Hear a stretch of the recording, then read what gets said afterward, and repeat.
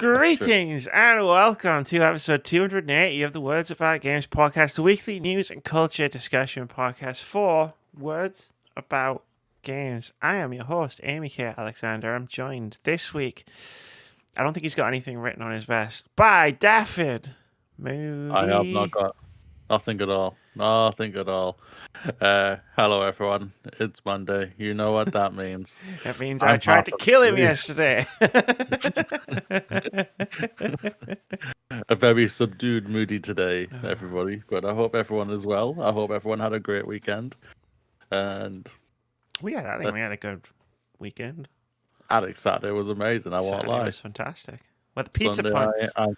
I'm not liking Sunday right now. It's too tiring. Sunday's a problematic day.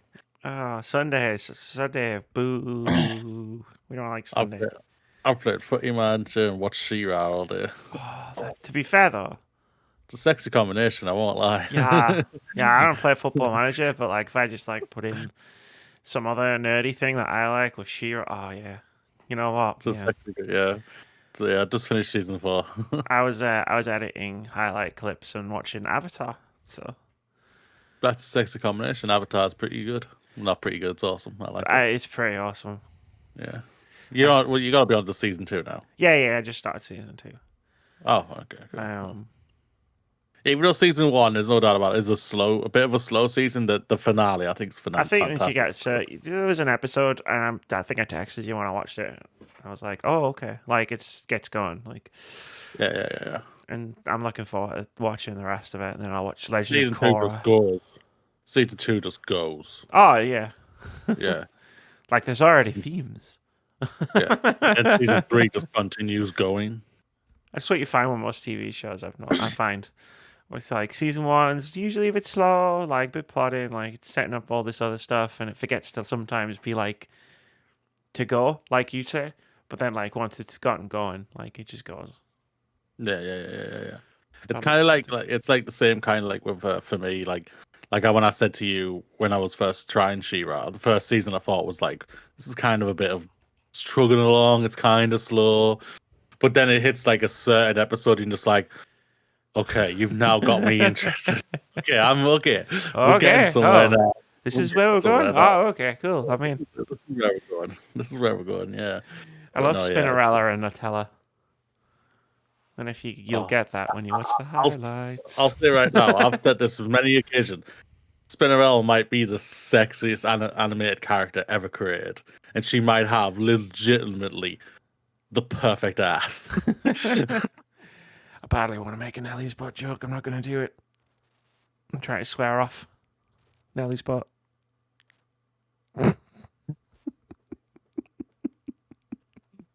Nellie's butt. We hung out on Discord last week, and I you know how I said we made the extended jokes in the intro alongside like Thurston over all our friends and stuff, like normal adults. So yes.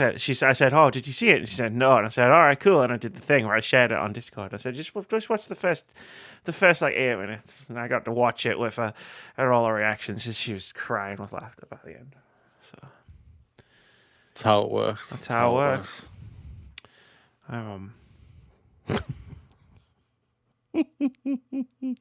We're funny people, maybe. When we want to be, I think we can be. Yes, there's no doubt about it. We were talking about that on Friday night.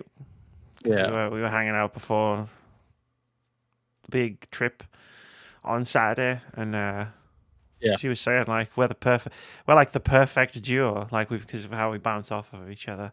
And I gotta say, like, having spent half a day like editing highlight clips, that's like, you know what, we're pretty good. She's right. She's right. Pretty good. She's right. She's pretty good. Yeah. It's pretty good. It's going to be interesting next Sunday, though, when you and me watch with Phil AEW Full Gear. That's going to be an interesting event. I have no idea what's happening, but I'm enjoying it. Yeah. You're going to be going in. Well, so every single match here has basically a story going on, Amy. And now they're just going to fight. Not going to lie. That just sounds like me and you playing Among Us. Nah, I won't lie. I won't lie. That's true. I won't lie. There's gonna be lots of plot. Lots of plot. I like lots of plot. Lots of plot. Lots of plot. Lots of plot. That's Lots good. of plot. That's what I want to hear. Very good. Um, But I think our listeners want to hear about the stuff they've come to hear about. but this has been a very short banter section. This has been short. Yeah.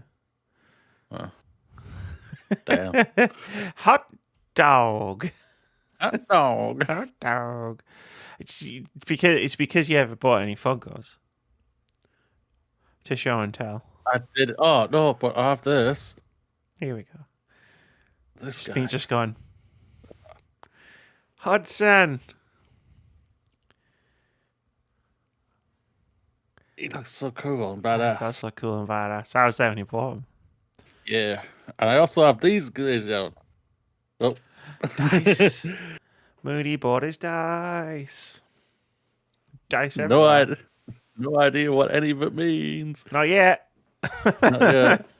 Oh, well, even after you teach me, I'll be like, I don't know what any of this means. Still, Oh, you just roll the dice. You just pick it up as you go along. Basically, what happened is whoever the DM is will just be like, roll this and add that number to this thing on the sheet in front of you, and then you just tell them the number, and then she tells you what happens. Sounds good. Yeah, and then you pick it up, and then you start doing really ridiculous stuff.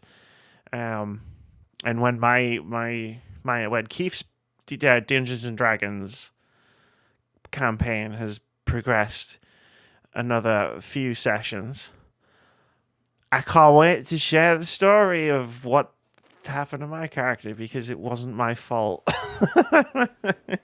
It was other people's fault. I have to bear the consequences of some actions of some other people, but it's fine. It's just how good a friend I am, you know. Taking on for the team and all that. But some of them might watch this podcast and it would be swells if I divulged what was going on. So, you know, I'm not going to do that. Don't want to spoil the surprise. Let's not spoil the surprise. You know? Not a fan of it. Not a fan of spoiling good surprises for people. Should I do this big long intro thing I've got? Yeah, go for it. In front of me. Every Monday at 8 p.m. we sit down to talk about what's going on around the games industry. We review some games, tell you all about what's coming out this week, and try to guess review scores in OpenCritic head-to-head.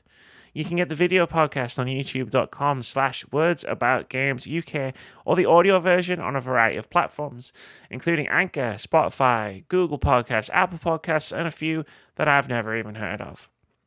There's timestamps in the description wherever you choose to get your podcast. And if you like us and you like hanging with us, you can hang out with us while we play some games by heading over to twitch.tv/wordsaboutgames.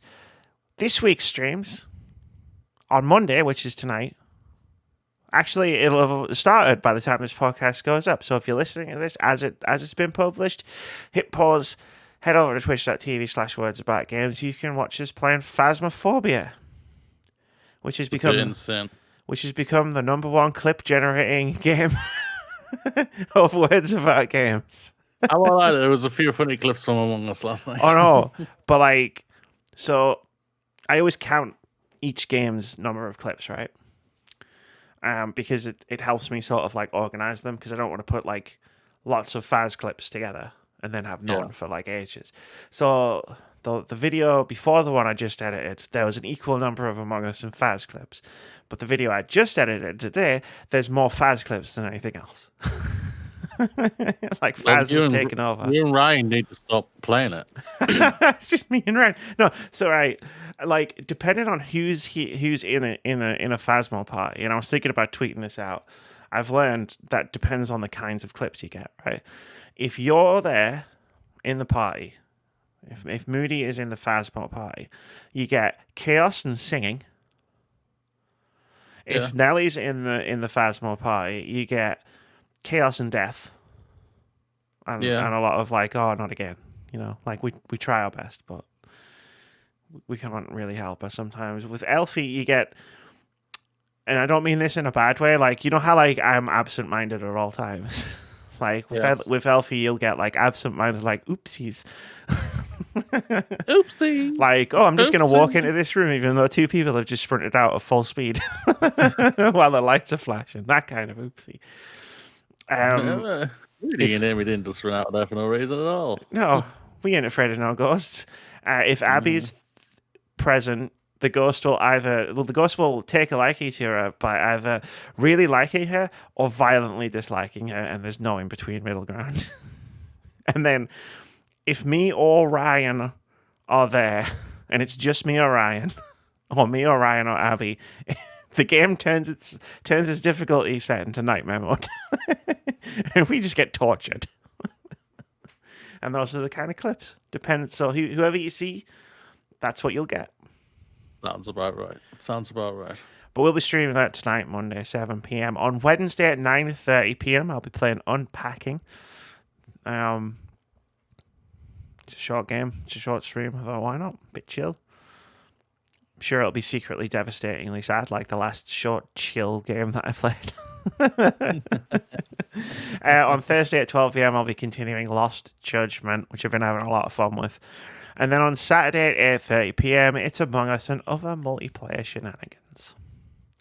Let's just be frank. It's probably going to be Among Us and Phasmo, unless we go to Fall Guys. No, we could try Fall Guys. Phasmo's the new thing because the update came out, right? Yeah, it's getting boring already. Yeah, I understand you. Yeah, sure, boring. Yeah. That's one word that doesn't describe it in the slightest. I think so. Totally. Just a heads up. Master Chapman's won the race. Great. Yeah. Speaking of boring. Well, congratulations to him. I'll say that. Like, he's had the better car, and it's been a mature race again by the guy. Congratulations, Max Verstappen. If only he wasn't a massive prick. Shall we begin? Let's begin. I just had flashbacks to Star Trek Into Darkness of all things. Benedict Cumberbatch, shall we begin? No, shall we begin? It's the speech he does right before, which I've always wanted to learn. Yeah, because he does the weird room as well. He goes, because it's a really good speech where he's just like, okay, let's play this out. I'll do this, and then this will happen, and this will happen. He speaks really quickly, and then he's just like, shall we begin? And yeah, he does a really small, evil-looking smile, and it's just like, how did you portray your face like that? Yeah. That's freaky. It looks even more freaky. That's one of the things I like about Benedict Cumberbatch. In certain films or like TV shows or something, he doesn't do the most obvious like reading of his lines. And I always like it when actors do that. Like they go a little bit off what you would normally get from someone else. Yeah. I like that. Yeah.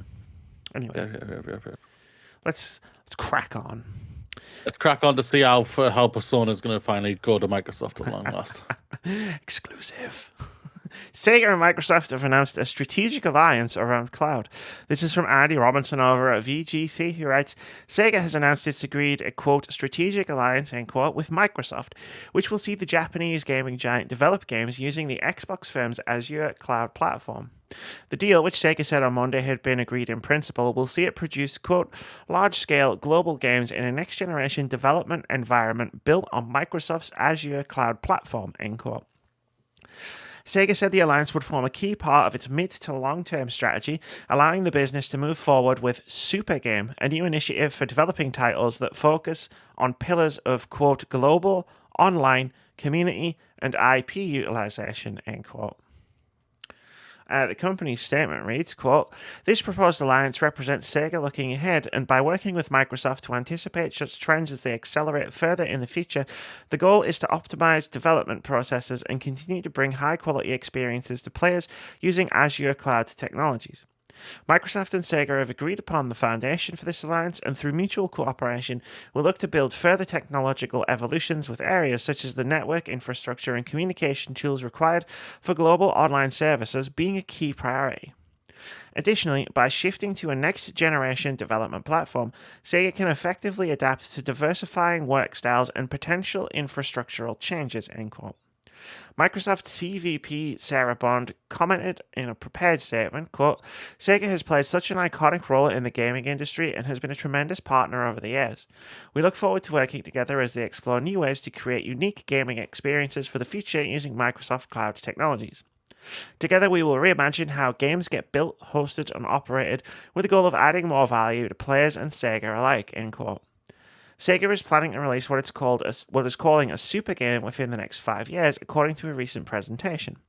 The presentation suggested that while Sega prepares this super game, it will also release a number of new projects over the course of the next 5 years, including a new FPS title at a European studio, likely Creative Assembly, and the utilization of IP assets in remakes, reboots, and remasters. Microsoft has been openly licensing its cloud server technology to games companies in recent years.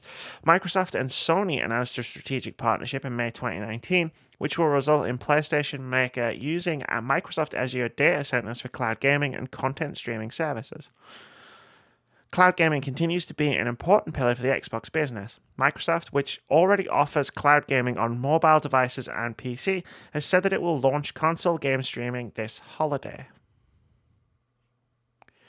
Clouds. Everybody likes clouds.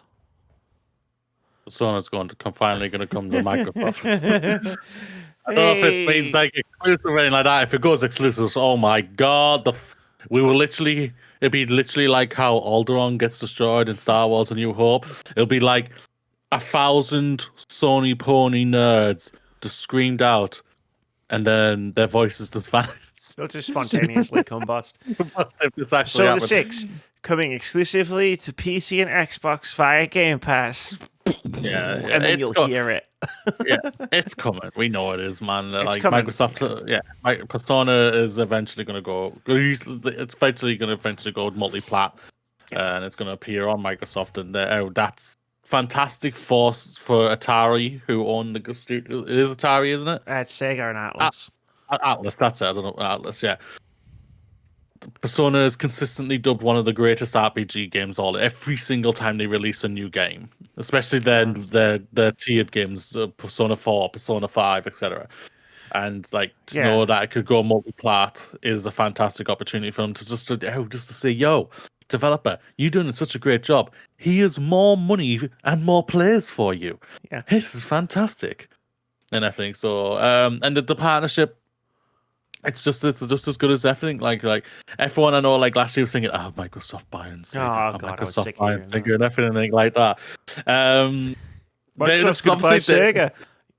Sure. This is obviously that we all know everyone. They talk. We all know this. Microsoft is talking to everybody. Doesn't mean they want to buy everybody, even though they probably want to buy everybody. Yeah, if they can, they always will want to buy everybody, even Sony one day. And then they just guarantee themselves Persona and guarantee them a Game of the Year winner. Oh, shots fired! I'm sorry. They might get one this year. We'll talk about that later. I know. That could be very interesting. I can't wait for my Series X to try that game out. This is fantastic. Great. Yeah, no, I agree. I like Sega making games.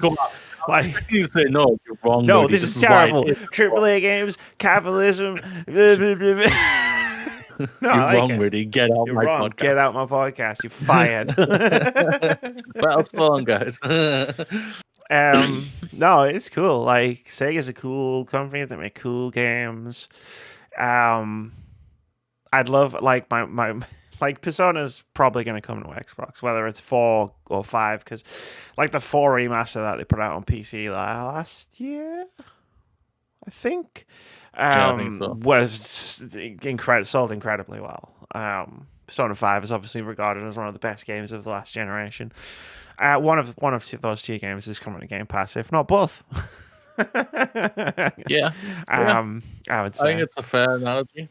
But if Phil didn't rock up to Sega, and say we're only going to do this deal if you make me an Alien Isolation sequel, then I'll be very disappointed in everybody involved. I won't lie. I would like an I would Alien love an Alien Isolation. Isolation sequel. Like seriously, Creative Assembly, what you doing? Please. Total War is great and everything, but please, I need Alien Isolation Yeah. 2. Yeah. Yeah, that's my new, like, I always have like one or two like older games where I'm like, please make a sequel. And I'm having a couple of those come to fruition now, so now I'm gonna bang the drum on Alien Isolation. I'd be interested to see what they do with, because Sega have got a lot of like classic IPs, right? Yes. And Microsoft are committed to backwards compatibility and game preservation. And have a lot of money. Have a lot of money. So we could be seeing a lot of classic Sega games coming back.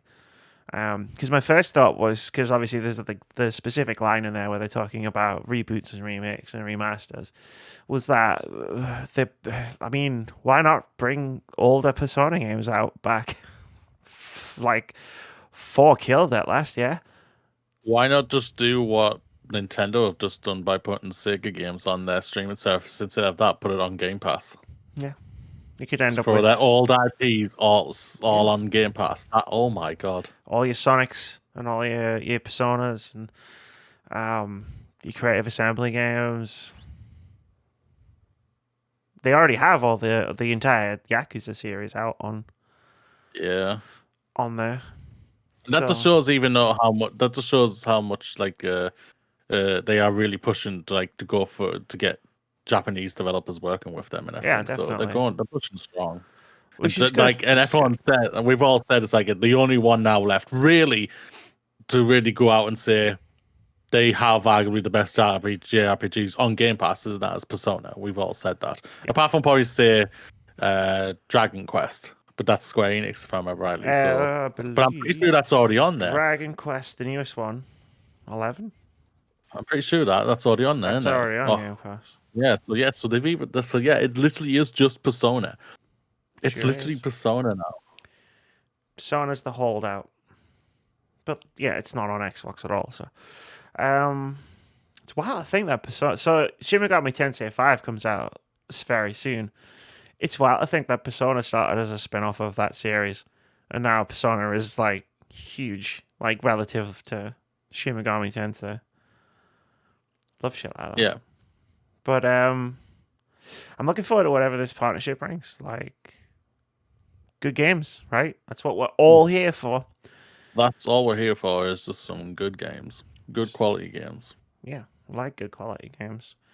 And we get a lot of that from various Sega IPs. They're slowly getting back into it, and there's no doubt about it. Throwing out a good one, at least good, decent one, at least every year, and then they decide, all right, we want to really be talked about this year. Persona. Let's drop a Persona. Let's drop a Yakuza Like a Dragon. Let's drop a Lost Judgment. So prediction: who reveals the next Persona? Do you think Sony will, because they have such a great relationship still?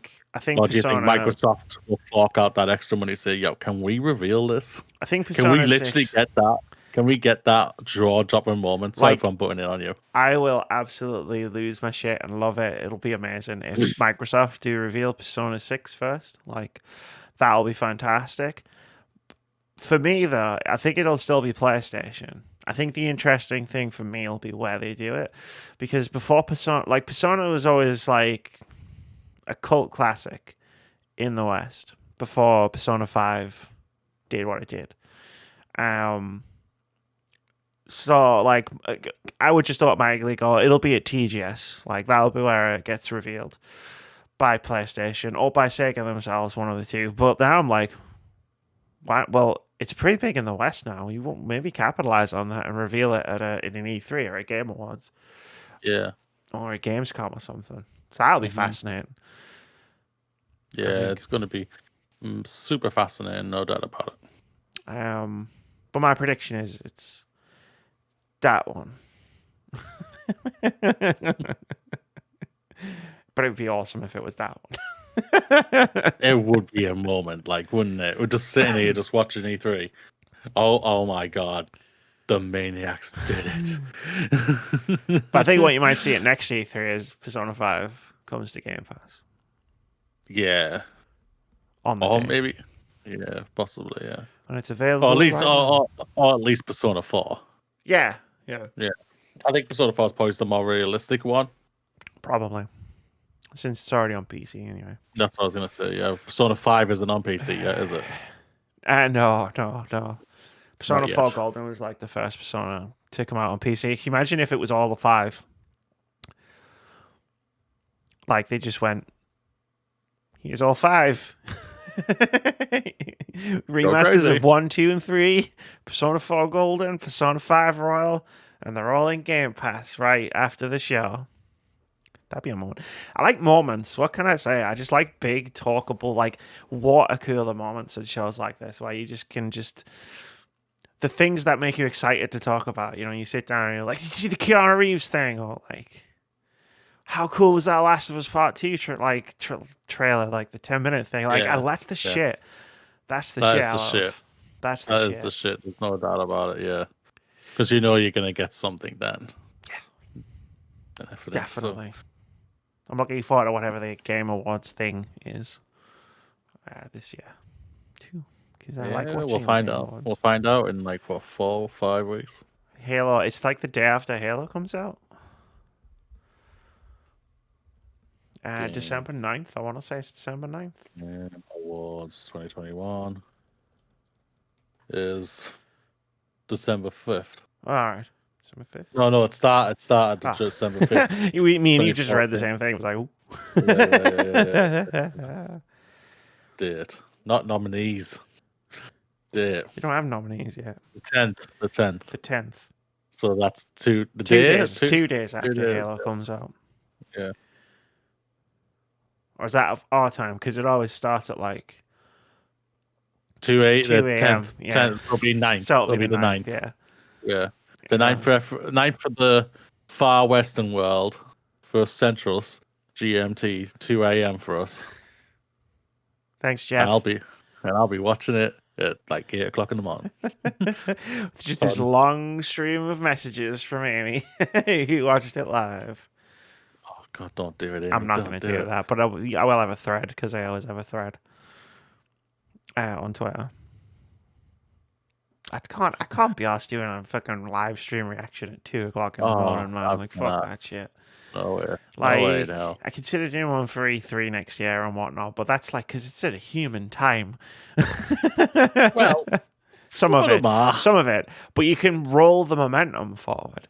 Like Microsoft used to be at like 5, 6 o'clock in the afternoon, and then they decided I'm going to go to Sunday and go at 10 o'clock at night, and they're like doing a 2-hour show, so it's like, oh, we're not going to finish until like midnight, and then if we wanted to do a post show, we're not going to get finished until like 1 o'clock, probably 1:30, and it's just you like, gotta remember this, you're not a night, you're a morning person, and I'm a night owl.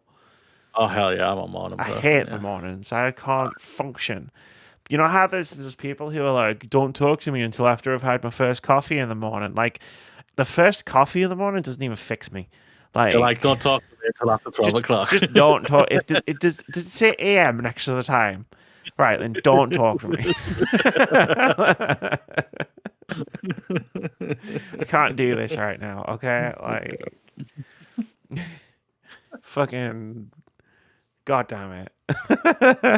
God damn it, indeed. I start energizing it at night. Maybe I'm a vampire. That'd be cool. Love to be a vampire. Really? Yeah. Western fetishization of vampires warped my mind when I was a teenager. What can I say? But that's a different topic for an entirely different podcast that we don't do. Should we move on? Yeah, go for it. Square Enix wants to get into NFTs and blockchain games, joining EA and Ubisoft. This is from Sean Murray over at The Gamer, who writes, "It looks like Square Enix is looking to get into NFTs. The news comes courtesy of the publisher's second quarter financial report for the period ending September 30th. As noted by Nico Partners analyst Daniel Ahmad, Square Enix's recent Shishan Se Million Arthur NFT also sold out soon after going on sale back in October, and now the company is seriously contemplating, quote, a robust entry into blockchain games, end quote. For those unaware, Million Arthur is an anime franchise that got started in 2012, spanning manga, TV, and mostly mobile games, although you can find Million Arthur Arcana Blood on both PC and PlayStation consoles. As a proof of concept, Square Enix launched a Million Arthur themed line of NFTs on October 14th. The Million press set sold out within 2 weeks, proving to Square Enix that NFTs are a thing that people will definitely buy, although we're still not entirely sure why. Square Enix is also looking into entering the blockchain and NFT game segment. Quote, this is from Daniel Lamar's Twitter, who had some bullet points. She Shan Say Million Arthur Mobile was proof of concept. Believes games are expanding from centralized to decentralized formats. Expect to benefit as NFTs and token economies take hold. End quote. As its first foray into blockchain technology, Square Enix will now move from the proof of concept stage to, quote, full commercialization phase, end quote.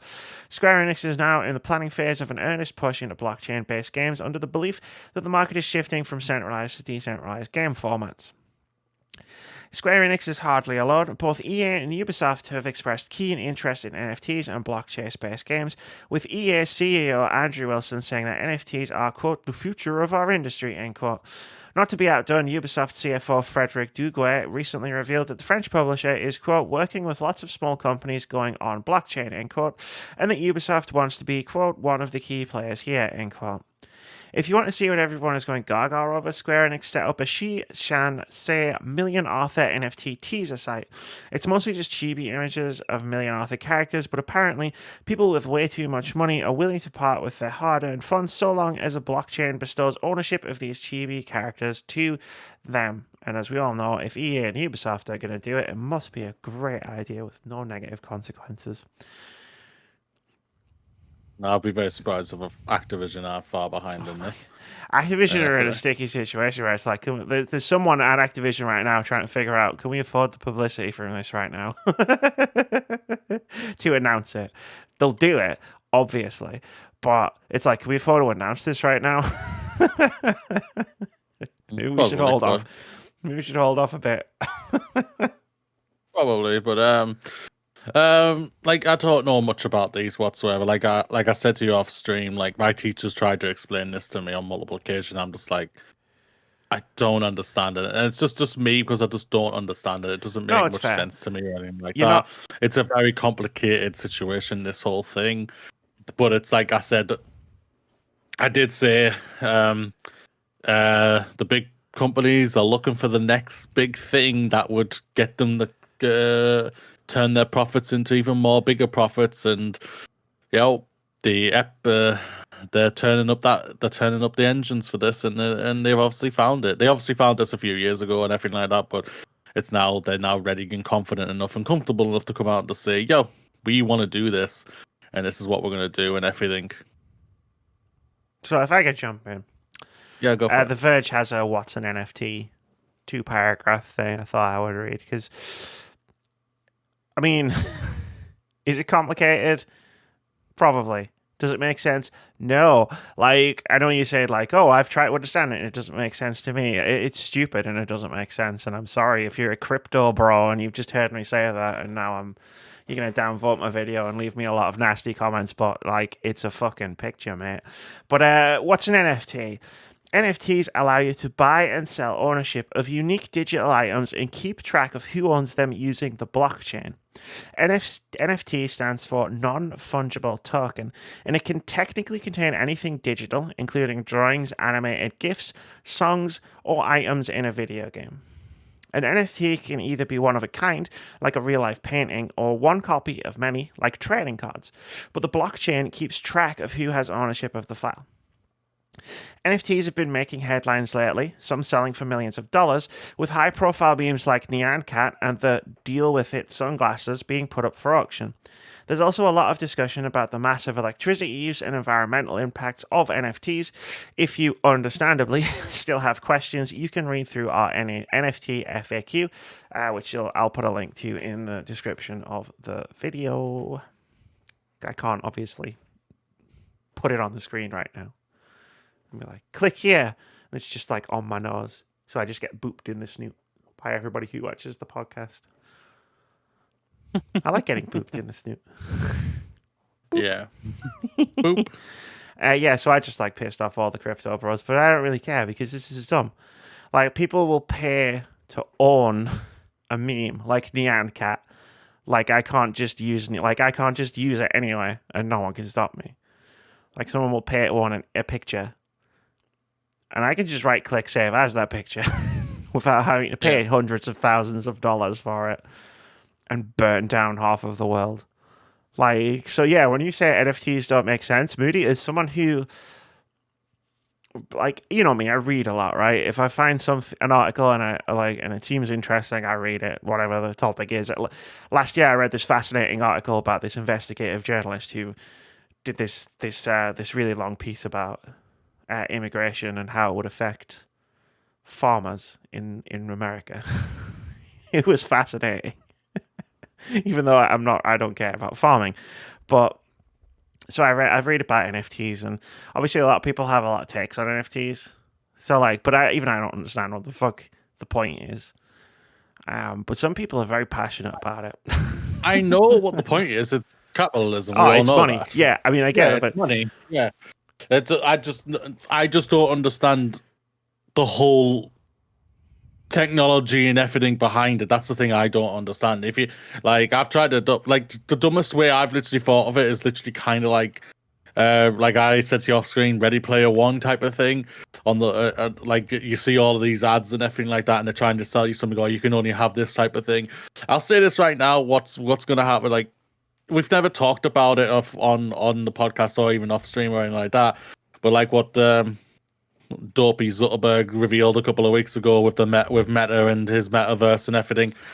This is the thing about it. That's like, people's like, I saw a lot of people saying, "Yo, we can't allow this to happen." But I'm not gonna lie, when Apple reveal they're doing it, and Google revealing they're doing it, and Microsoft, who will probably reveal they're doing it, well, they kind of did Microsoft a little bit.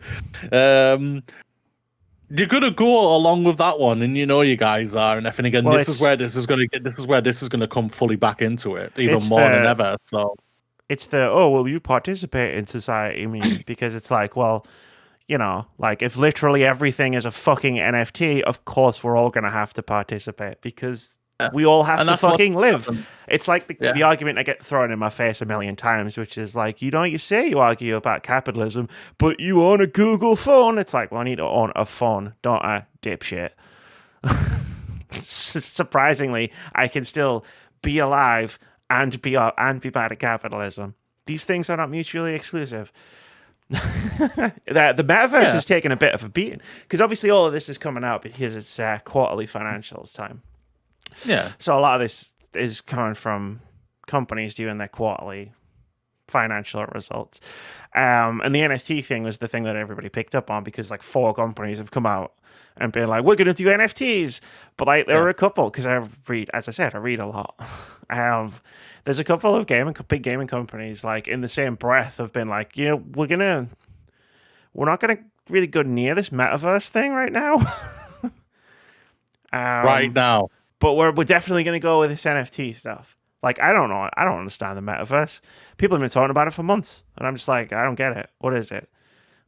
Is it just more ways? Is it just more ways for Facebook to ruin the world? The thing is, like, we have these ones here, but I just remembered what my teacher said to me. And we've just spoken about this company.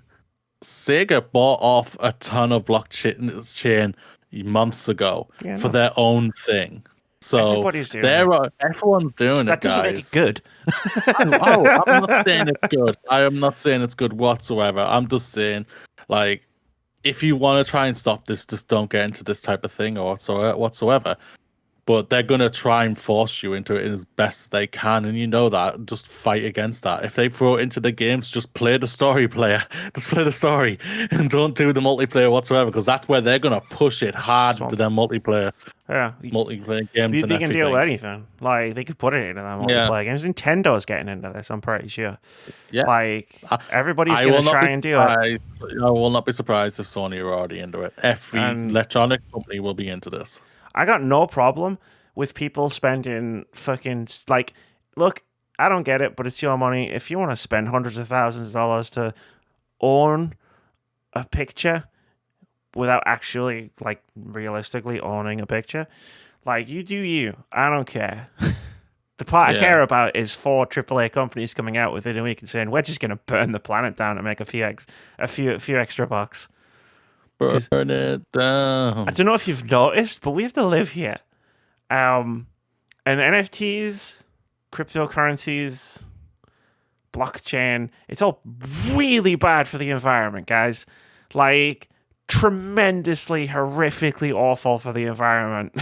Like, it was fine when people were mining bitcoins as background tasks on their laptops, but at this point, it's using so much electricity that we're now going backwards. So, like, all of the gains that we've made, and they are small because capitalism is the worst and is trying to kill us all.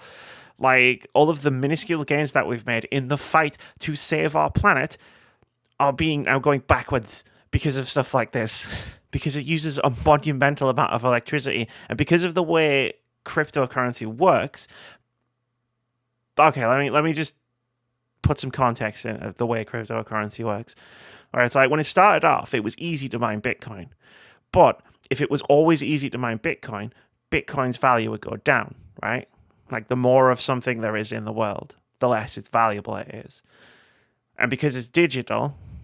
You have to enforce scarcity, because like it would be like saying, oh, we sold out of a digital game, right? It's like that's not possible. It's digital, it's infinite.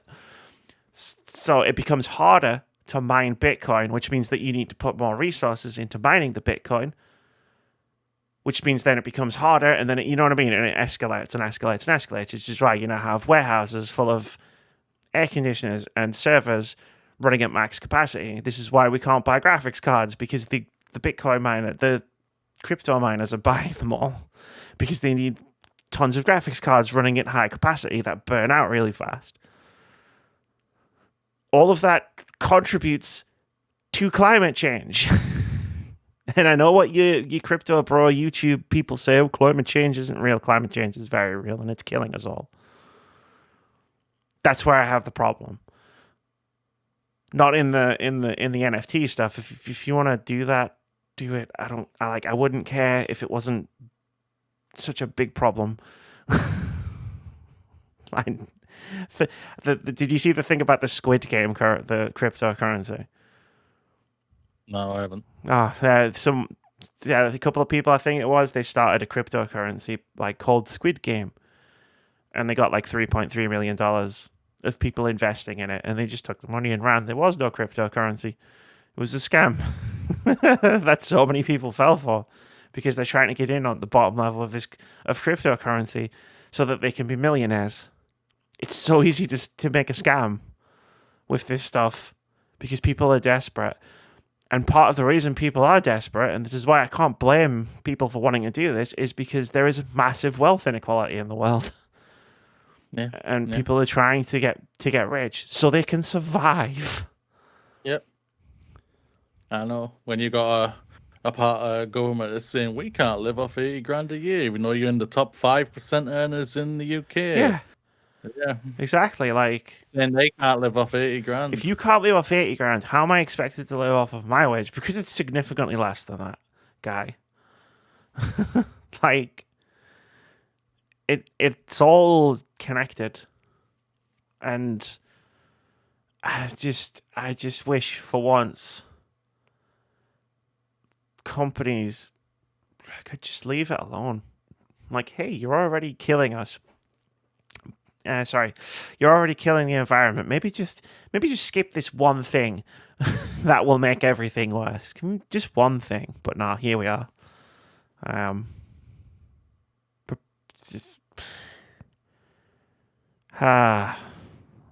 did we do this? How did we get here?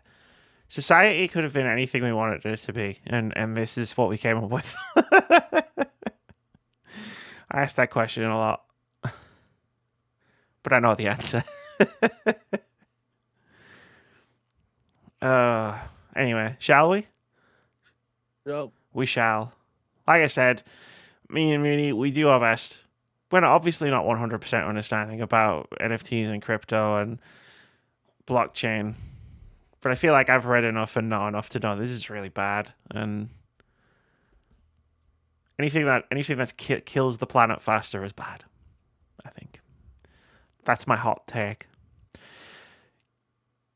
Ubisoft employs open public petition seeking support for reform demands. This is from Andy Chalk over at PC Gamer, who writes, last week, the Ubisoft employee group, Better Ubisoft, criticised the slow pace of change at the company, especially when compared to that of Activision. Now, presumably to ramp up the pressure on the Ubisoft management to accede to its demands, employees are seeking support from the public. Quote, you disappoint us, Ubisoft CEO Yves Gilmour, even though it just says Gilmour. 100 days, 0 demands met. Surely you can do better than this, end quote.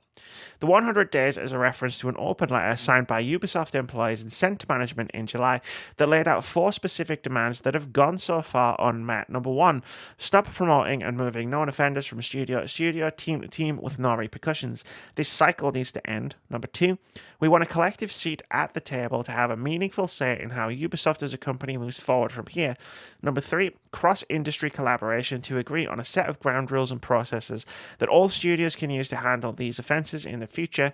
Number 4, this collaboration must heavily involve employees in non-management positions and union representatives. This new missive is open to everyone rather than just Ubisoft employees and reflects growing frustration with a lack of action from Ubisoft leadership, which was thrown into sharp relief by Activision's relatively rapid reaction to its own employee demands for reform.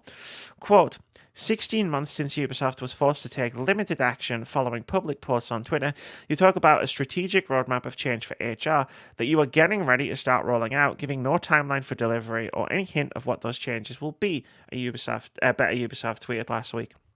Only yesterday, Activision Blizzard committing to increase their number of women and non-binary workers by 50% within 5 years. In just 3 months, it seems that they have listened to the concerns of employees and acted on them, end quote. Along with the promise to increase the percentage of women and non-binary employees, Activision also waived mandatory arbitration on sexual harassment and discrimination claims, promised improved pay transparency, and committed to investing $250 million into game and tech-related diversity initiatives. By comparison, Ubisoft's most recent move occurred in September, when it made Igor Manchot its new chief creative officer. Manchot replaced Serge Haskauer, who stepped down last year amidst allegations of workplace misconduct and harassment. A Better Ubisoft criticised the process leading into Manchot's appointment when it happened, releasing a statement saying that it happened, quote, without insight on Yves' promise to redefine the leadership of the editorial department and avoid having a singular creative officer, end quote. End story. Well, Ubisoft, like we said it last week, when Activision have outdone you, Ubisoft, when you've had your allegations against you longer than them, you're doing something seriously wrong here. Like, seriously wrong. Preach. And like, come on, man. And it's insane. Ubisoft, like, what the hell? Like, it's bonkers how you are ignoring this. You just want to stick your head in the sand and you do not want to look up whatsoever. And that's shame on you. That is absolute shame on the higher ups of this company, like the developers and everything like that. Like I said, like I'll spout it till I'm blue in the face. Now I'll say, yeah, I think the developers, you've got more power than them. They need you just as more than you need them. I think it might be time to start talking and saying, yo, we might have to do another walkout again on these bastards because they ain't gonna. And you keep on doing it more often because it's the only way they're gonna start. Because the only way you're gonna hurt them is if they have to delay their game. If they and you say, no, I'm not working 60, 70, 80, 90 hours for you just because you won't come to the table and talk to us to make our lives easier. Just because you want to, what? You're telling me you think this is not going to make you rich still? You're already still rich, you flipping idiots. Nah, for me, developers, I think you need to start truly come together, unionizing and like walking out on these bastards because they're not going to do anything. Like, Activision did something, Ubisoft. What the hell? I'll leave it to you because I'm going to sign the petition here. What they've got up That's what here. I'm doing right now. You can't. I'm doing that as well. I forgot to do that. Me too. I'm doing it right now. Amy Right. K. Well, you keep Alexander. typing. You keep typing. I'll keep talking. Like Ubisoft, like come on, like you are one of the most pristine companies out there. You thrown out some of the best games out there. Like I love your Assassin's Creed franchise. Like yes, there's some up and down games in there, but like Ezio's story is absolute for me. It was amazing, and then you've got Black Flag, which completely changes everything up, and it just worked. I was thinking, oh, I don't know if this is gonna work, being a pirate, yeah, and yet I was completely wrong, and it worked. I always said And about Black Flag. Black Flag was it was bad. It was a bad Assassin's Creed game. It was a great pirate game though. yeah, that's fair. I think that's fair. But and then you spice it up with Origins, and then Valhalla, Odyssey. Like Odyssey is still one of my favorite Assassin's Creed games out there. I absolutely adore it. Cassandra was amazing as a character. She was absolutely amazing. And now you're now creating an Avatar game, which is going to come out next year with the film. And I want to play it, Ubisoft, but I don't know if morally if I'm going to allow myself, which is going to piss me off. That just makes me just say, well, I'll just go and see Avatar 2 20 times in the cinema. I saw the first one like 7 or 8 times in the cinema. I'll double that and go and see an Avatar 2 in the cinema like 20 times. Every single day. Unfortunately, it doesn't tell you how many people have signed the petition. I was hoping to find out, but like, yeah. So, I mean, I've still got Evie Fry in the background here somewhere, because I really liked Assassin's Creed Syndicate. I have the Black Flag guy up there. There he is. There he is. I think she's like up here somewhere up the top. But when I get more lights, you'll be able to see. I have Ezio around here somewhere. But like, it's just a moot point at this point because like, it's just a trash fire of a fucking company right now. I did the one thing you're not supposed to do, and I covered my mouth while I was speaking there. And so say what you just said again, extra potently. It's a trash fire of a company right now. But it is. It just is.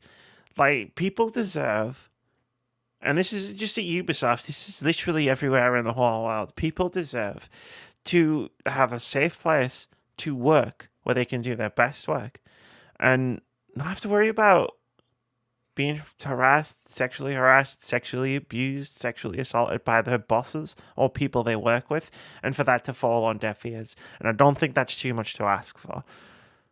Ubisoft are ignoring this. They've been ignoring this for 100 days. Arguably, they've been ignoring this for more than a year at this point. But like, they can. Yeah. They can afford to. Because, well, it doesn't hurt their bottom line. Because everybody's still going to play Far Cry 6, and everybody's still going to buy Riders Republic is the one I've seen going around recently. And they're still going to play them uncritically. Play games and enjoy games. Play whatever you want and enjoy whatever you want. But, like, don't do it uncritically.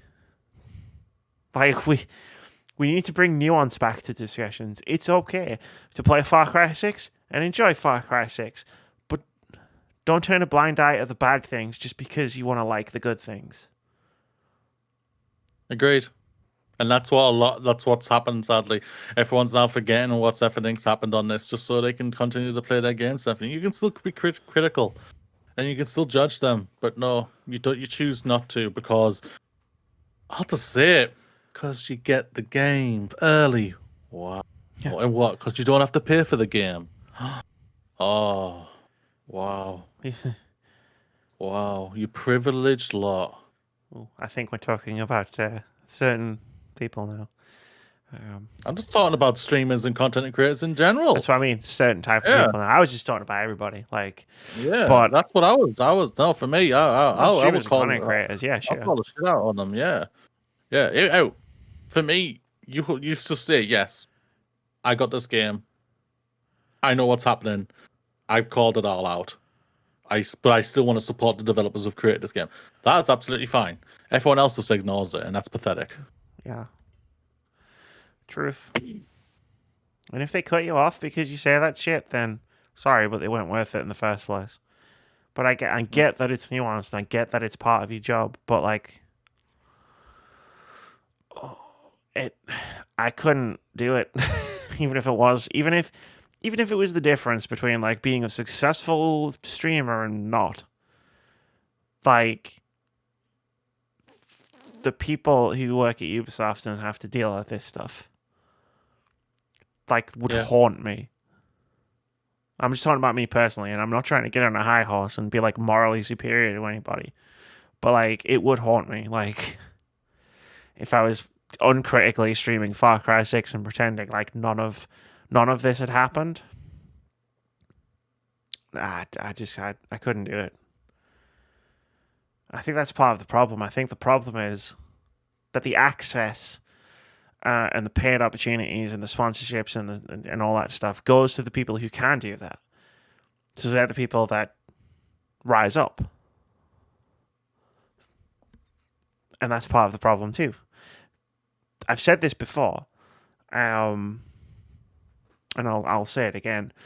Like, more and more, like, streaming and content creation, and even some sections of journalism not within the games industry, because none of these people are in the games industry, in like as part of the games industry, just feels like it's another form of PR and marketing. Yeah, which it shouldn't be. If you know what I mean, like, it shouldn't be. Like, I don't watch many streamers anymore. I watch my friends.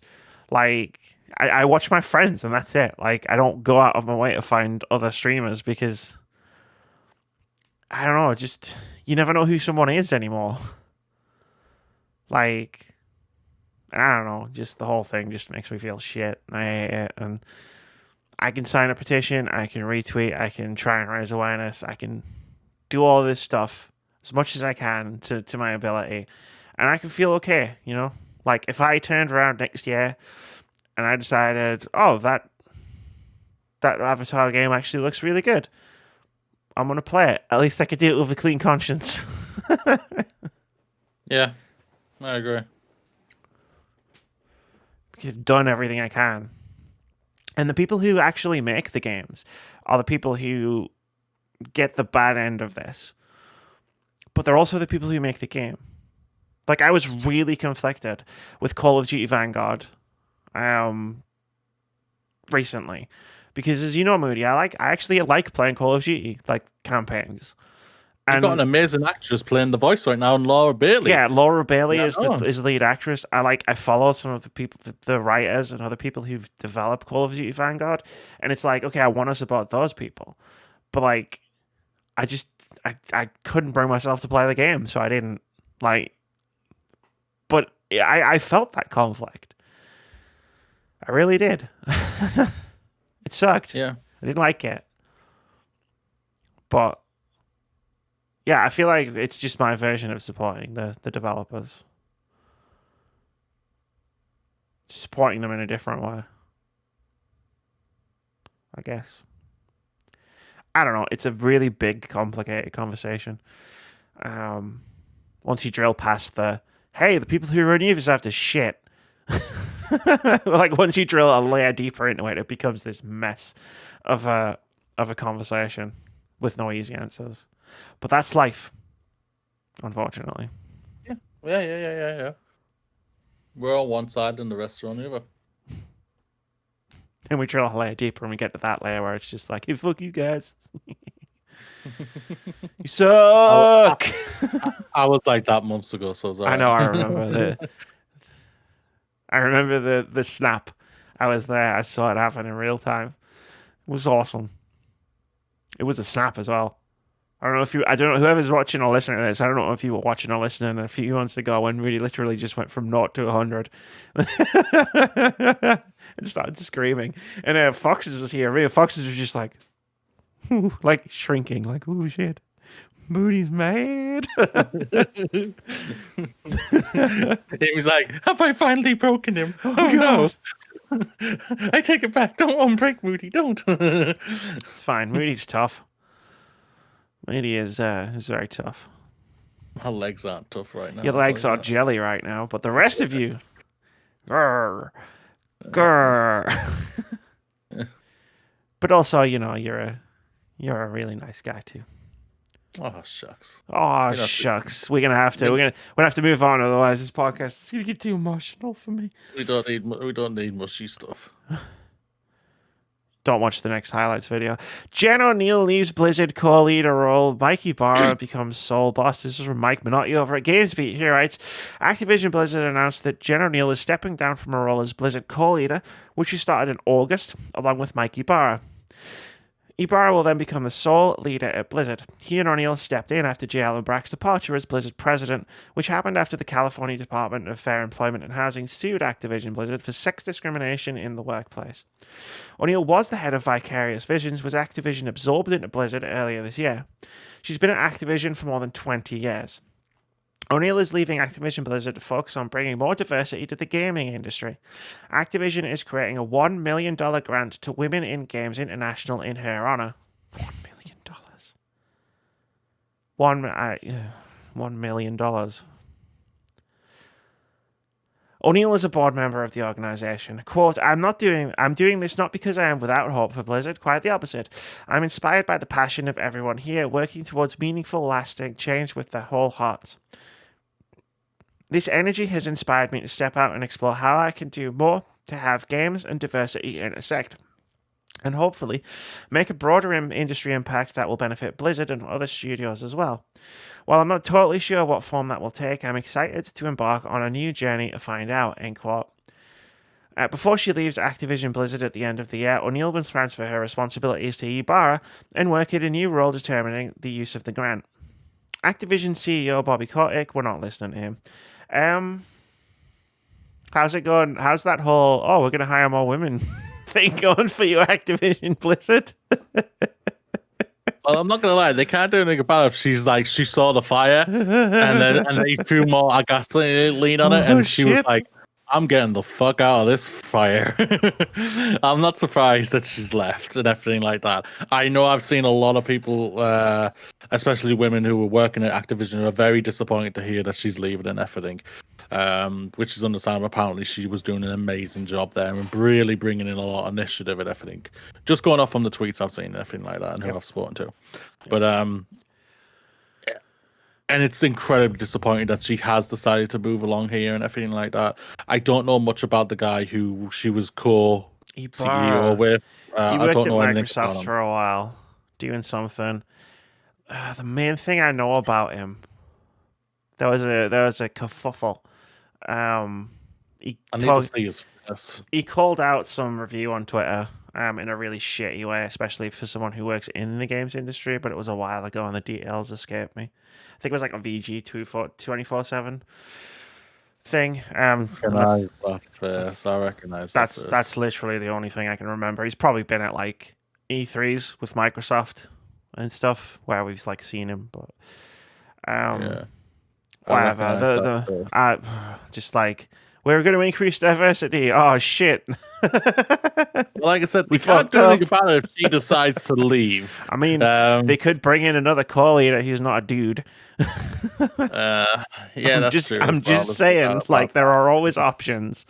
There is. Or they could just like not fuse the jobs together and just actually replace her with another woman. Yeah, they could just replace it with a woman. It's incredibly disappointing. I hope for all the best for her. I won't lie, I kind of laughed at the same time. I think we laughed at the same thing of like Activision has created $1 million grant for Women in Games International in her honor. Wow. Imagine if you paid your taxes, Activision Blizzard. I know. Imagine that. How much did Bobby Copper win last year? What I'm looking at. No, I'm just saying, but wow, 1 million, you give Bobby Copper 150 million. It gets better. For the quarter ended, this is from investor.activision.com. For the quarter ended September 30th, 2021, Activision Blizzard's net revenues presented in accordance with GAAP were $2.07 billion. $1 million, you say? Oh, that's a lot of money. That's almost 0.01% of the amount of money you've made in 3 months.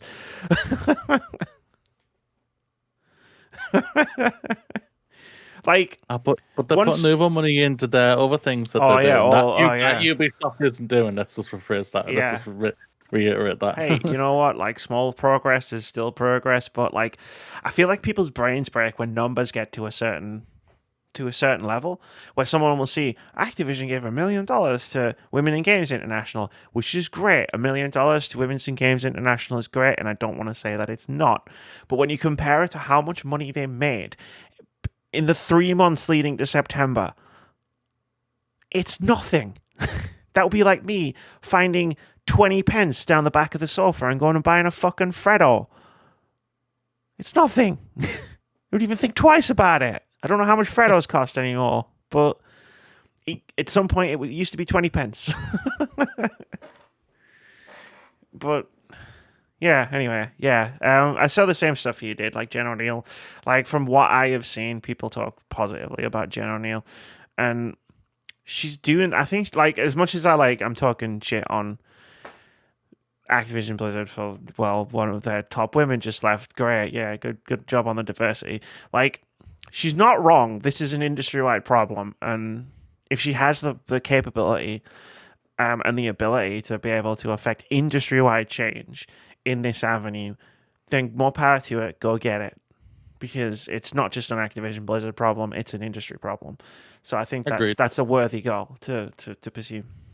Yeah, very much agree on that. Like I say, good luck to her. Good luck to her, indeed. See that? It's called nuance. Just other content creators could try it sometime. That's true. That is true. We should totally just clip that out and put it on Twitter. It's called nuance. Just not even the context. Just that's called nuance. It's called nuance content creators. You should Give learn it a try sometime. Yeah. Do you know what? That whole angry YouTube bro shtick, it was fun in like 2009. But it got old really fast. I could already see the comments. I know exactly what happened. I'll clip that out of context, put it on Twitter. If it gets picked up by even like one, like even mid-sized YouTuber, like I'll get like all the abuse hurled at me. That's what would happen if I did that. And I will jump in front of that. I will. So I was doing a Discord call with Kirsty, catching up through the week. I don't know if he told you this story. I told someone this story. I can't remember who it was. And we were just chatting. And because she's a streamer who's just getting into YouTube. And I'm a YouTuber who's just getting back into Twitch. So we had a good laugh about that. Twitch.tv/TinySharkPlayers, YouTube.com/TinySharkPlayers. She did a movie reacts to Galaxy Quest. It's pretty good. But we were talking about it, and she was going through her YouTube comments, and she's got some fucking terrible stuff. Like, someone, like, it's her third YouTube video, a second YouTube video, and someone already called her a feminist as a pejorative. So I was like, oh, so you've made the right people mad. Because I've been there, obviously. And we were just like, to be someone who makes YouTube videos and streams on Twitch, you have to be broken in a certain way where you can get abuse hurled at you and think it's funny.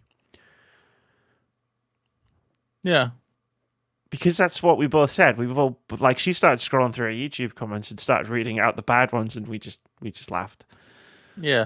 Yeah, there's no doubt about I had something that happened to me a couple of days ago, which I won't get onto here. But I just it just makes no sense to me. It's like, why you just want to be an asshole? How tiring can it be? How tiring it is to be an asshole. You could do anything you wanted with life. And this is what you choose to do. Like, I had a guy in chat last night while we were playing Among Us, and it's just like, this is what you chose to do with your Saturday night. Like, I'm sitting here, I'm having a great time playing Among Us with a bunch of my friends. And you chose to do this. Interesting.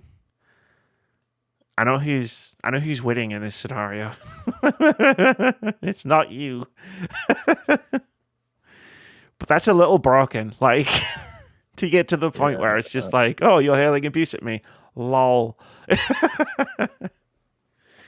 But you just pass a point of caring. And in real life stuff is way different than obviously like comments on YouTube and comments in Twitch chat, but what happened to you? I was ready to go get the sledgehammer out of the shed. I'm not gonna lie. There's a sledgehammer in my shed. I was gonna take that shed, and I was gonna be like, "Where was it?"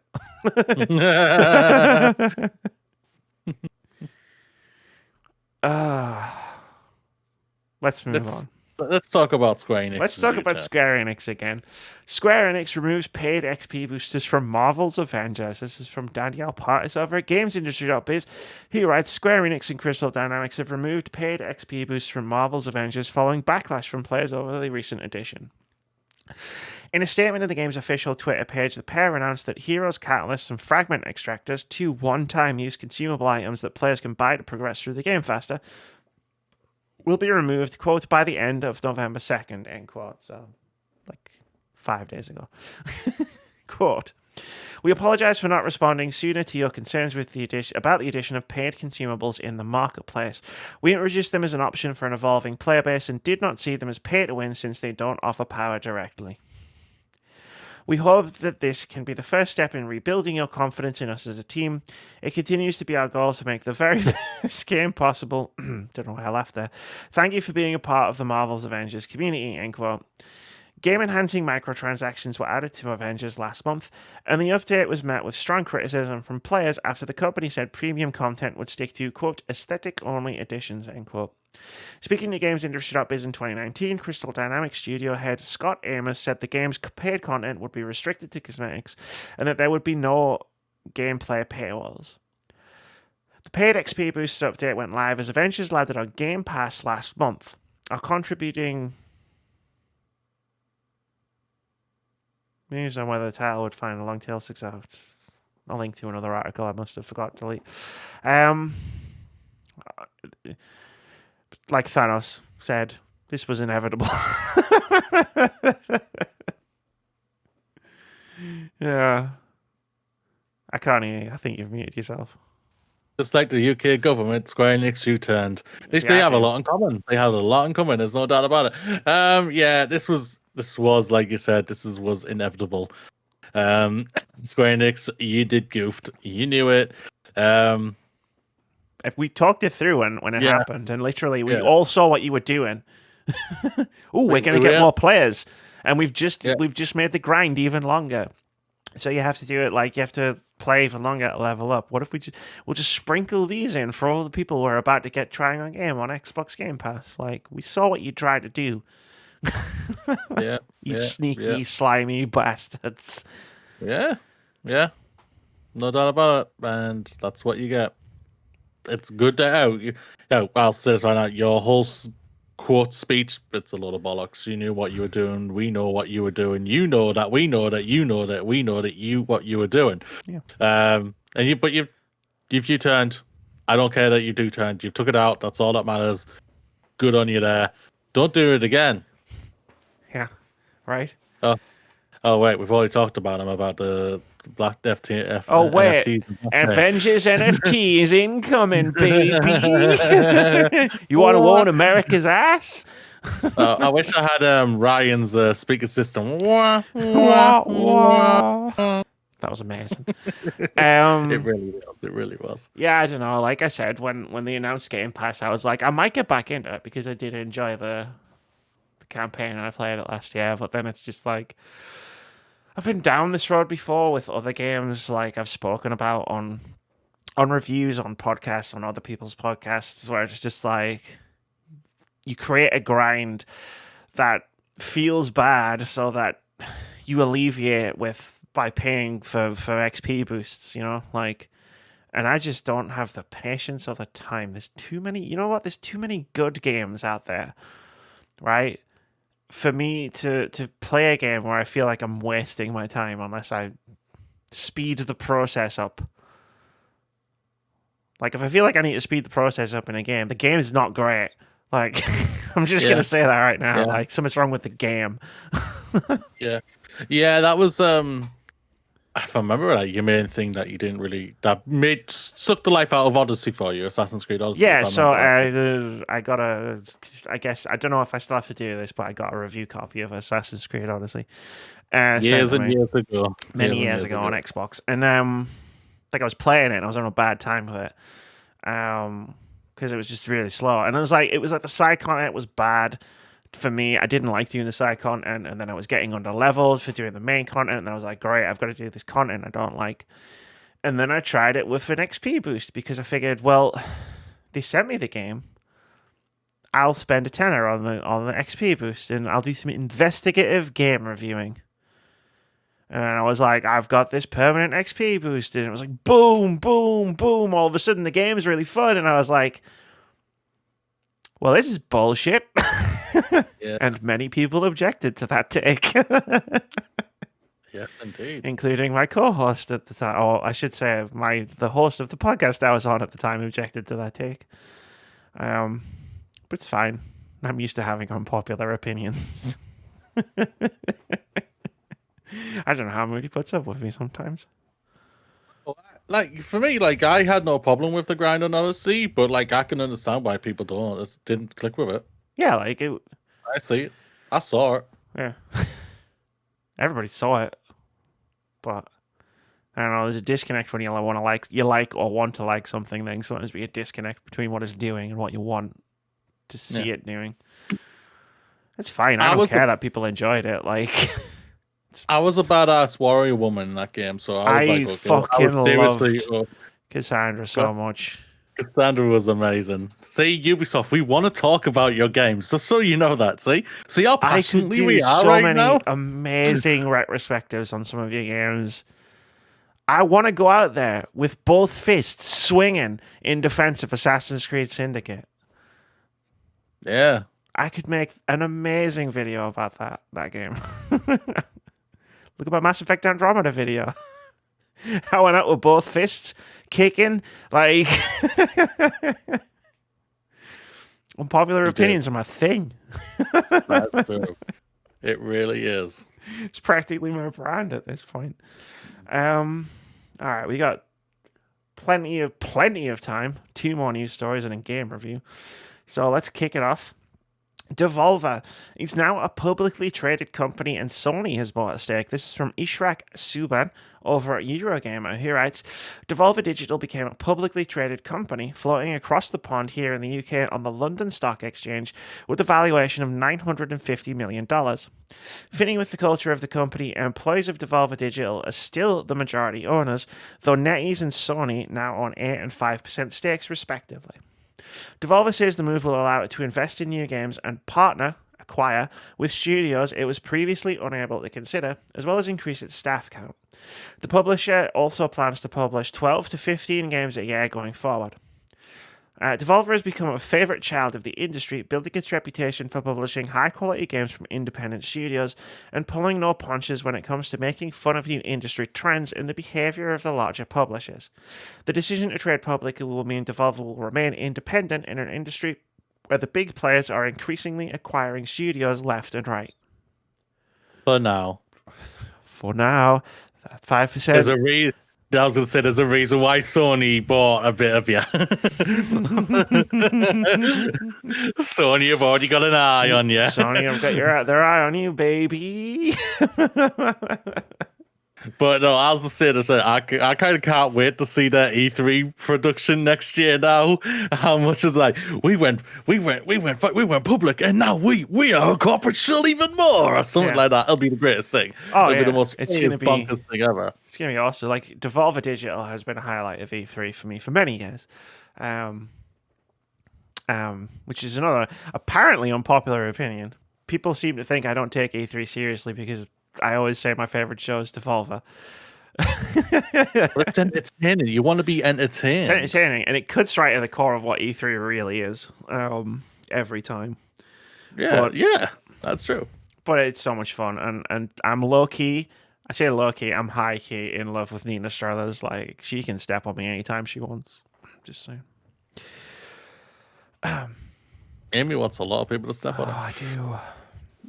That's true. But no, congratulations to Devolver. Like, Devolver is an amazing company. Like, they threw out one of the best, helped publish one of the best games this year in Death's Door.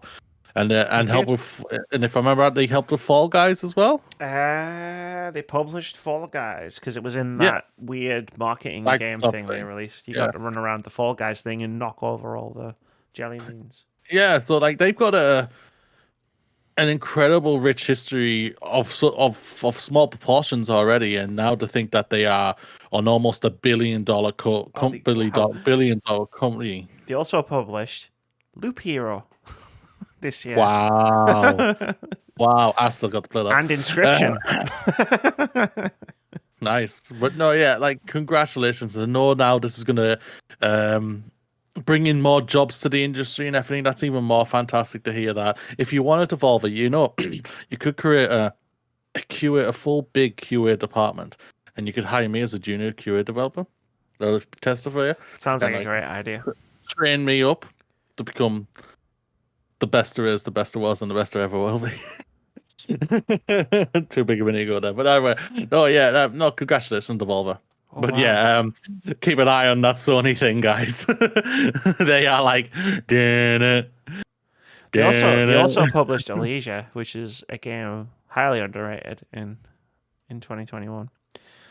Their 2022 games include Wizard with a Gun, Trek to Yomi, and Weird West. Damn, son. You don't realize sometimes, like, they've published a lot of really good games. Yeah, it's good. It's cool. Money for a game publisher who publishes great games is a good thing. Why's my thing scrolled up? There we go. The idea of them publishing 12 to 15 games per year, that's a lot of games, Moody.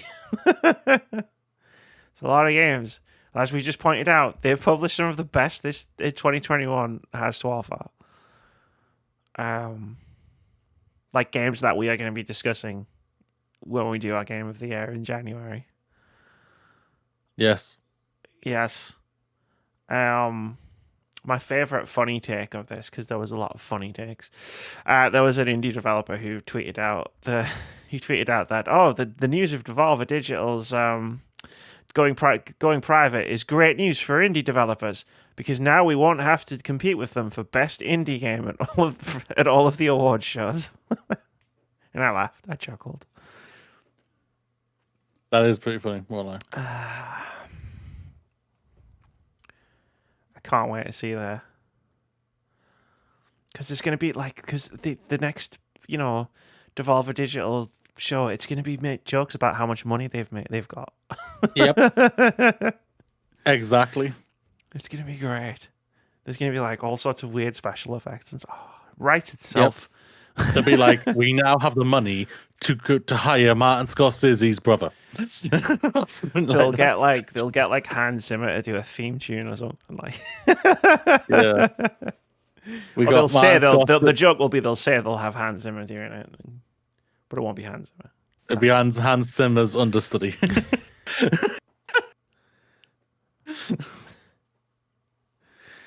It's just nice to, like, as much as I don't mind studio acquisitions by Microsoft and Sony, it is nice to see a company not get acquired by Microsoft or Sony. Sometimes.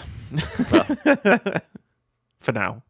I have to reiterate, there's a reason why they bought a 5% stake in the fuckers.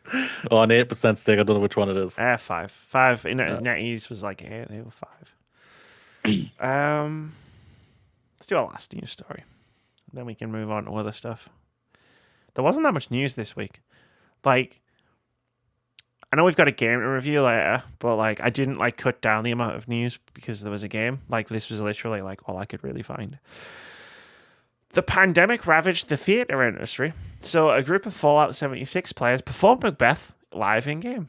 This is from Wesley and Poole over at Eurogamer. He writes, the pandemic has rallied... Yep, already read that. The Theatre Company, a theatre troupe that operates within the world of Fallout 76, staged a production of Macbeth live in-game and streamed it on Twitch with the help of machinima experts Fallout 5.0. I see what you did there with that name. One member of the team designed a theatre inside the game that was modelled after Shakespeare's Globe, calling it the Grafton Globe Theatre.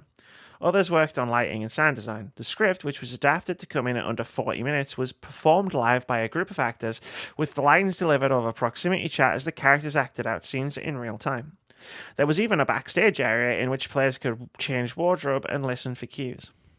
Quote, during COVID-19, theatres around the world have had to close, so a group of drama-loving video game players took to the stage in-game, held rehearsals, and performed live to an audience in-game and streamed online. End quote. Northern Harvest, who directed the play and assumed the role of young Seward, told Eurogamer over email. Quote, this also adds commentary to how the arts survived during crisis. Whether in post-apocalyptic Appalachia or during a COVID-19 pandemic in real life, the arts find a way to survive. I'm not sure if Shakespeare's Macbeth has ever been performed live in a video game before. Certainly not in Fallout. End quote. The theatre company has in the past staged scenes from the likes of Hamlet, A Clockwork Orange, and West Side Story within Fallout 76, but Macbeth is its most high-profile production yet. What's next? It's working on Tchaikovsky's The Nutcracker as its version of the Bolshoi.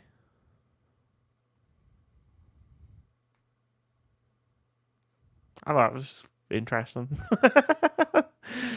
They put on a play in a video game because they couldn't put on a play in real life. Most randomest game to put it on, though. The one with the most, with one of the worst like back histories of all time when it comes to Fallout 76. But the theater industry has got smashed over because of this pandemic and everything like that. And there's like rumors that I've heard a lot of things that they might not even properly recover and everything, which would be an incredible shame and everything. Because I would like to one day go and see the Lion King there. That would be amazing. But to hear this is just like, this is a bundle of joy to hear this type of thing. Just like, and it just shows the power of what video games can do and everything. And it, it's a really good thing to hear this. Yeah, me too. Like, I liked, it was a fun thing to read. I might actually go and watch it. I'm very curious to see how it all worked. Fallout 76 does make sense in terms of how, in terms of what they were trying to build, right? Like, the sets, and they would basically build a theater. There's not many games I think you would have been able to do that in. Minecraft, yeah, sure, you could have built something in Minecraft, but Minecraft also looks like Minecraft. Whereas Fallout 76 is a bit closer to photorealism in terms of its graphics. It also makes a macabre sense, in a really dark way, that they would put this in a post-apocalyptic game. That we currently live in the apocalypse. So, in a really twisted sense, it makes sense that Fallout would be the one that they used. It's not a nuclear apocalypse, but yeah, it's close enough. Close enough.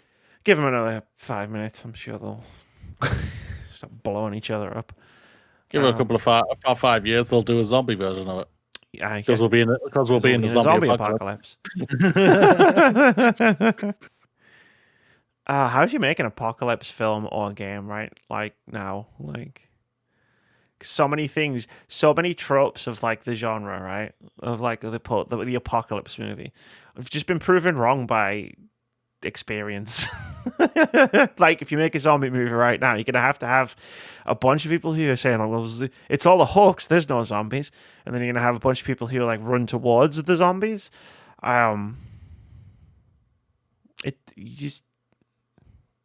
It'd be unbelievable. If Dawn of the Dead got made now and everybody was trying to survive the zombie apocalypse as best as they possibly could, people would just be like, "Nah, I don't believe it." Sorry. I don't believe it. Don't believe you. Contagion, right? It's ooh, the government's saying we need to wear masks to survive, and everybody just wears masks. It's nah, that wouldn't happen. Sorry. Don't believe it. I can suspend my disbelief, but not that much. But this is cool. I like the idea that the theater industry is moving and adjusting and trying to survive, because theater is cool. I don't go as much as I want to, but especially when I was in uni, I used to go a lot as part of my degree. And I saw some cool, interesting plays. What was I can't remember what the place was called. It was in Bolton. I think it was named. It's the Octagon Theatre. 4.6 stars on Google reviews.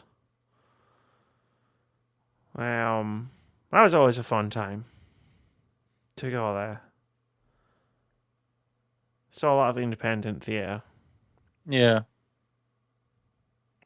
Never been to a London show. Like, never been down to the. Is it the West End? Is that what it's called? I've been there. I've walked past it loads of times, but I've never actually been to any of the shows. I really want to though. Like I said, Lion King would be good. Anyway, I've waffled. You have. It's almost like I was filling in. So Back for Blood review, ladies and gentlemen. Oh yeah, I can even join this a little bit. you can. I can. But I think our opinions are going to diverge somewhat because one of us liked the game. One of us got mad and screamed at it. General information, it's on PC, Xbox One, PlayStation 5, Xbox Series X and S, and PlayStation 4. The developer is Turtle Rock Studios, publisher Warner Brothers Games, and genres are action, first-person shooter.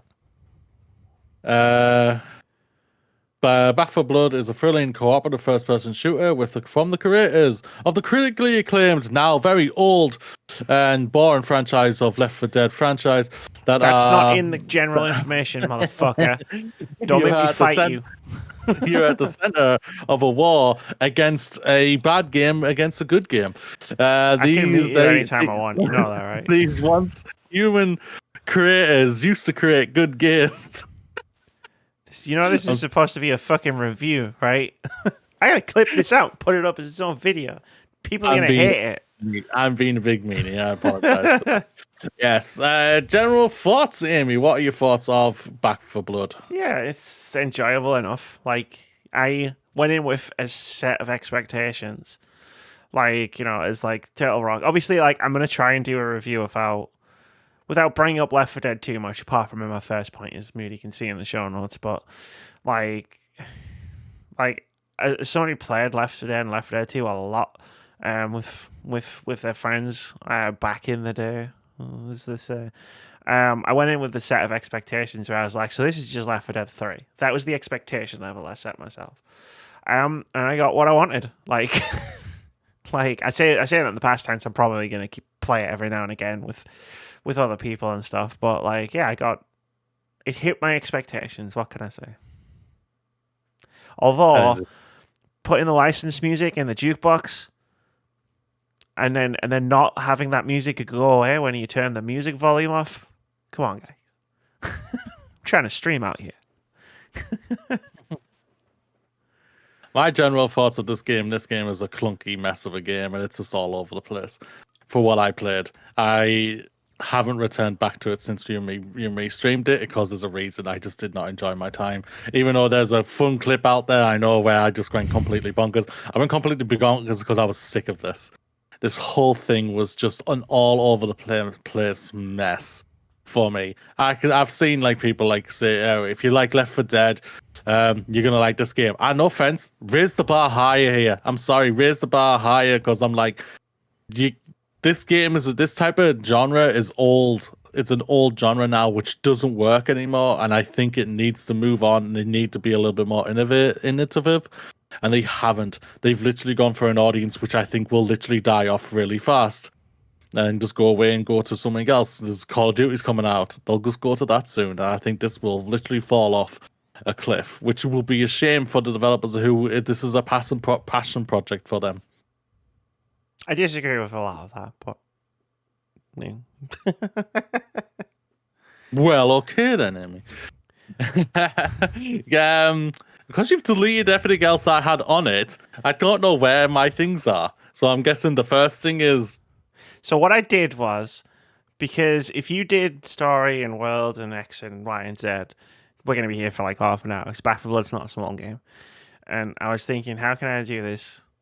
So I took your sections. We'll call them, sections. And I was like, okay, I need like 5 things. So I was like thinking about, because you've got like that doc, right? With like a bunch of extra information on it. So I was looking at when I was going. So I want to pick out like 5 things out of this and be like, these are the 5 things that I want to talk about. To like, that's right. To like right. Keep the time down. All right. So your first thing, Amy, you've got scratches the Left 4 Dead itch. Old school shooters, mindless fun with friends. Yeah, pretty much. Like, you've heard me say this before, and like, not a lot of, like, not every game has to be Death's Door. Like, we just praise Death's Door for being like one of the best games of 2021, right? Like, and not sometimes games can just be fun. like when everybody was critical of Sea of Thieves, and I was like, I had fun. Like, was it a great game? No. Was it a fun game? Yeah. And like I said in the general thoughts, I went into this game with expectations, and those expectations were met. Like, am I going to be calling this a must-play top fucking whatever 20 game of 2021? No. No, I'm not. But was it a game I had fun playing with yourself and Alfie and Keith? Yeah, it was. Like, I just got to shoot zombies with guns and hit them in the face with bats and have a good time. But yeah, it was mindless fun. It was old school. Like, I've tried so hard to get into live service games, and sometimes I've gotten in them for a bit, and then I've just lost interest. Like, that kind of gameplay treadmill, like, just isn't my kind of thing. Like, just sitting down and shooting things with no wider repercussions, right? Like, I don't need to grind to do the thing. I don't need to do my dailies and my weeklies. I don't need to repeat the same content over and over again while I wait for the next seasonal update, which adds 30 minutes of new content. Like, it's just, there's some zombies, go kill them. And I go, okay, can I bring my friends? And they go, yeah. And I go, cool. And then we just shoot things. Live game services, which I'm not defending whatsoever, just a more expanded version of this. This is just the same thing. It's just dulled down, where it's just dumb. It's simpler. And you go and you just go and do the same thing over and over and over again. Like, okay, well, if you want to go right, if you want to drill down into it, no. I'm not critical of your point. I'm just saying, if you want to jump down right into it, that's like literally every game ever made. It's like you just do the same thing over and over again until you're finished. But like, it's simpler from my perspective, where it's like there's not as much in the way of like just having fun with your friends. Like, there's so much in the way of Destiny 2, for example, which is one of the ones I liked. We've talked about that many times. It's like there's so much in the way of just getting to the fun parts of that game. Whereas with Back 4 Blood, you load up, you pick some cards, you get your friends in, and then you just go. And I'm not saying there's so many better games than this, but it's fun. Yeah, like.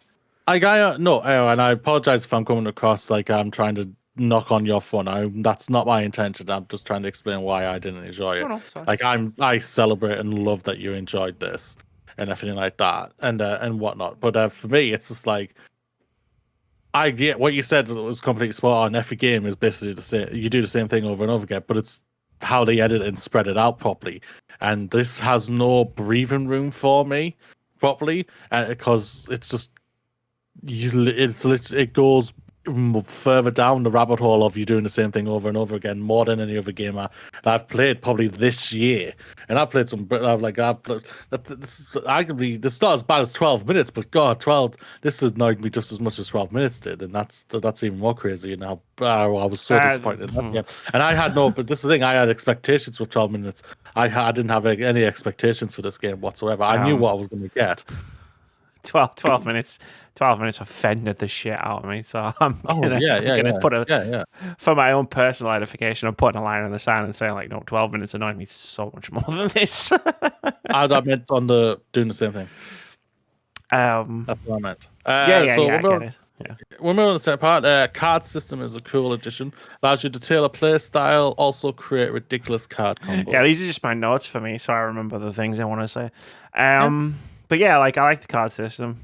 It starts off, you don't have any, and then you don't really unlock that many the first sort of few levels that you complete. Like, it was only really, because we streamed this twice. The first time it was me, you, and Alfie. The second time it was me, Alfie, and Keith. And we didn't really unlock all that many cards in that first stream. But when we got the second stream, excuse me. Here's you. Wow. I'm just shilling for the big AAA game, like because I'm just throwing up in my mouth. No, like when we started unlocking more cards, like it's not like you completely change the way you play, right? It's just like you can add some stuff and create some card combos that really do change the game a little bit. Like I had this nice little combo set up. Whereas like, I changed my bash into a melee weapon, so it's a proper melee weapon that kills zombies, and then I paired it with another card that healed me every time I killed a zombie with a melee weapon, you know. So it's just like, okay, I'm just gonna run around and bash the shit out of all the zombies every time I need a heal. And that was a nice little thing that I could do that no one else could do. And it was cool that you could sort of look at the cards, and it gave you the space with the cards because you could add like 15 to a deck. It was nice that it gave you the space to do that. It wasn't like a game changer or anything, but it added a little bit to it. Yeah, for me, it wasn't game changer whatsoever for me. Like, it was very confusing. It didn't explain very well for me personally. But I also, like, you got further in the game than I did, so obviously you probably unlocked a little bit more than me. So I can understand that maybe why you've enjoyed that part a lot better than I did. Yeah. But yeah, shooting feels a bit wonky. Never feels wholly comfortable. No, like how much were we messing with our settings while we were playing this game, like trying to get it to feel right. Yeah, the thing for me was that there's only 3 types of weapons that actually work properly for a zombie. This hard type of game. That is a fully automatic gun with a huge clip, a shotgun, or flipping axe. Isn't that just you in Apex as well? Yeah, I have a style and it works. But no, like if you ever like the semi-automatics or the submachine guns, they never seem like they took down even one just with one full clip. And the clip was like only 20 bullets, so that didn't ever help. So you reload in like every 10 seconds, and I just never felt like I had some oomph with those guns. That's so when fair. I had the shotgun and like the automatic, or heck, my bloody axe and going crazy, I felt like, bloody hell, I'm actually hurting them now. I'm killing these things at long last. Yay! I love the axe. So that was great.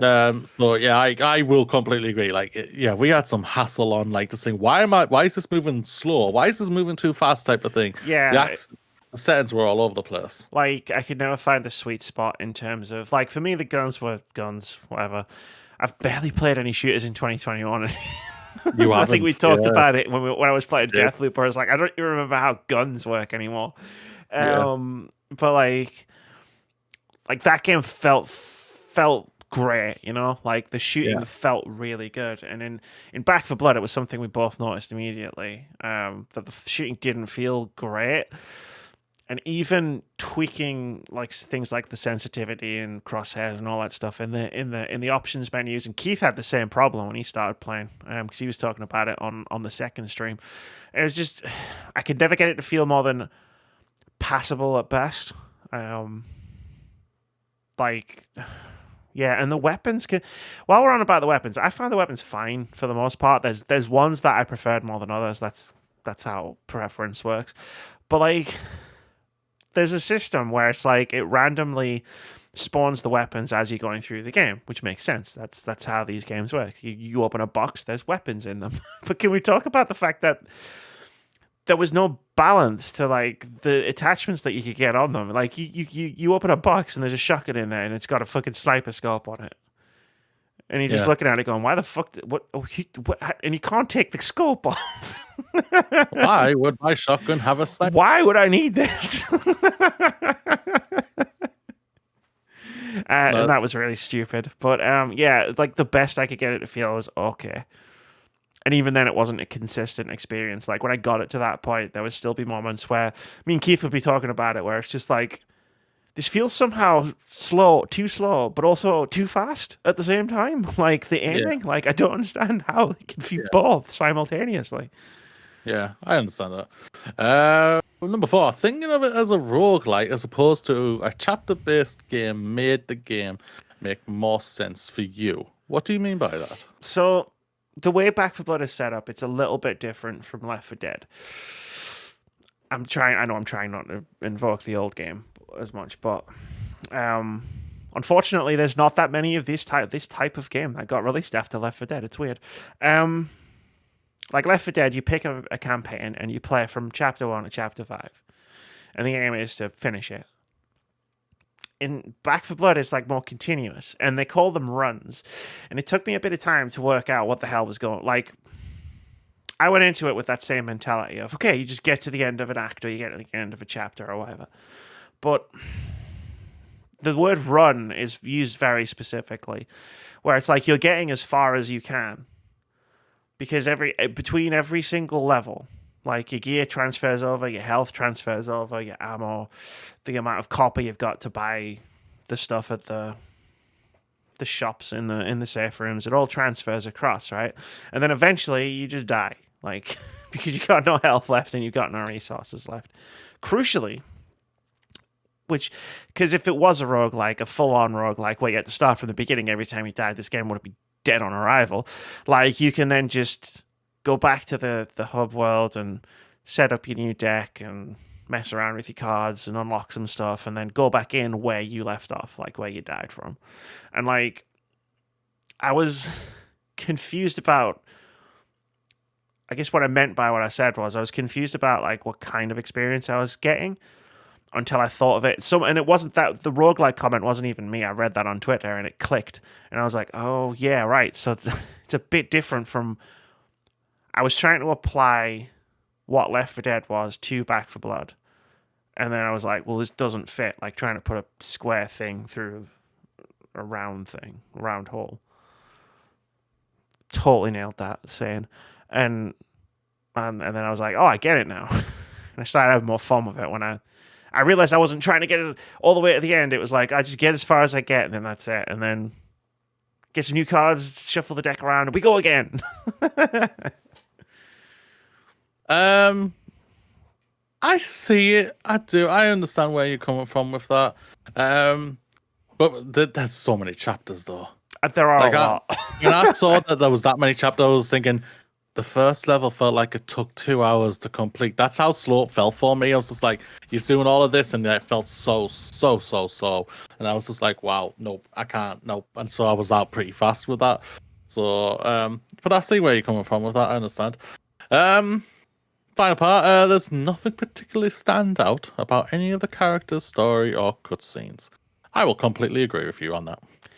Like, some of the character intros were awesome. You know, like because you got the first 4 characters, and then you unlock 4 more characters when you want to finish Act 1 or Chapter 1 or whatever it is. And, like, some of the cutscenes were cool, right? Like, the car, and some of the voice lines are funny, like, that they say, like, during missions. But, like, there's a story that sort of starts, and then it doesn't really go anywhere for ages. And then when it picks back up again, you're like, who's that? What's that? What's going on? What's going on? I mean, it's like the story is whatever, right? Like, it's a horde shooter. It's a multiplayer game. You have fun with your friends shooting zombies. But, like, there was nothing in anything. Like, to compare it to Left 4 Dead, me and Keith in 2021, what's that? 13 years after Left 4 Dead came out, still quote Left 4 Dead to each other. Like, I'm sitting here after playing Back 4 Blood like 2-3 weeks ago, and I could, apart from one of the characters was called Jason, so me and Mooney did an extended Heavy Rain joke. I couldn't tell you anything, any dialogue, any of the characters. I can't even remember their fucking names. And I only played it a couple of weeks ago. But if I turn around to Keith right now, if he was here and said, son, we just crossed the street, he'd know exactly what I was talking about. And I find that a little disappointing. I understand that. Final thoughts, Amy? It's fine. It's not, like I said, it's not a game changer. It's not gonna come up again in January, this is one of the best games of the year, but it was fun. And will I play it more? If Elfie hits me up and she's like, do you want to play some Back 4 Blood? I'm not doing anything. I'll be like, yeah, sure, why not?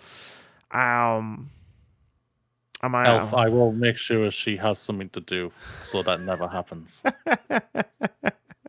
But like, is it going to be a go-to multiplayer game for me in the same way that Faz is, or Among Us is, or Fall Guys is, or Ultimate Chicken Horse is? Like, no, it's never going to reach that point. Like, I'm never, like, I might do a couple of streams of it, like, in the next few months.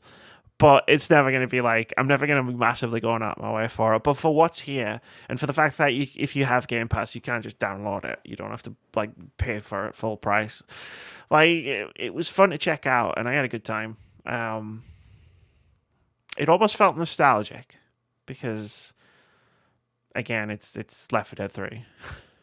Sorry, that might be reductive, but that's the case. Me, like, the bar wasn't high for me whatsoever, so I went in blank slate on it, and I just didn't enjoy what I played whatsoever. I'm super happy whoever has enjoyed this and everything, but it just was not for me. Like, but it's the same thing, like I said, with Aliens, Fireteam Elite, horde mode games just do not work for me. And even though like I gave that one just a little bit of a kind of quote unquote pass just because that's my franchise type of thing, but I haven't played that. I haven't touched it ever since at all, since I've reviewed it and everything, and I probably won't be touching it again. That's just how it is, and it's just like these games don't work for me. If it works for you, that's fantastic. Like, yeah. But for me, saying, oh, if it scratches this itch, for me, I would say you gotta raise the bar. I'd say for me, you're giving developers. Sorry, I butted in there. For me, you're giving the developers an out, and I don't think you should do that. We should hold them to a standard to innovate, and this isn't innovation. It's for me just the same old, and it's lazy. That's how it came across for me, and I apologize for that.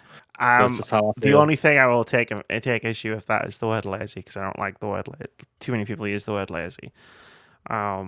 I don't mean in a worse way.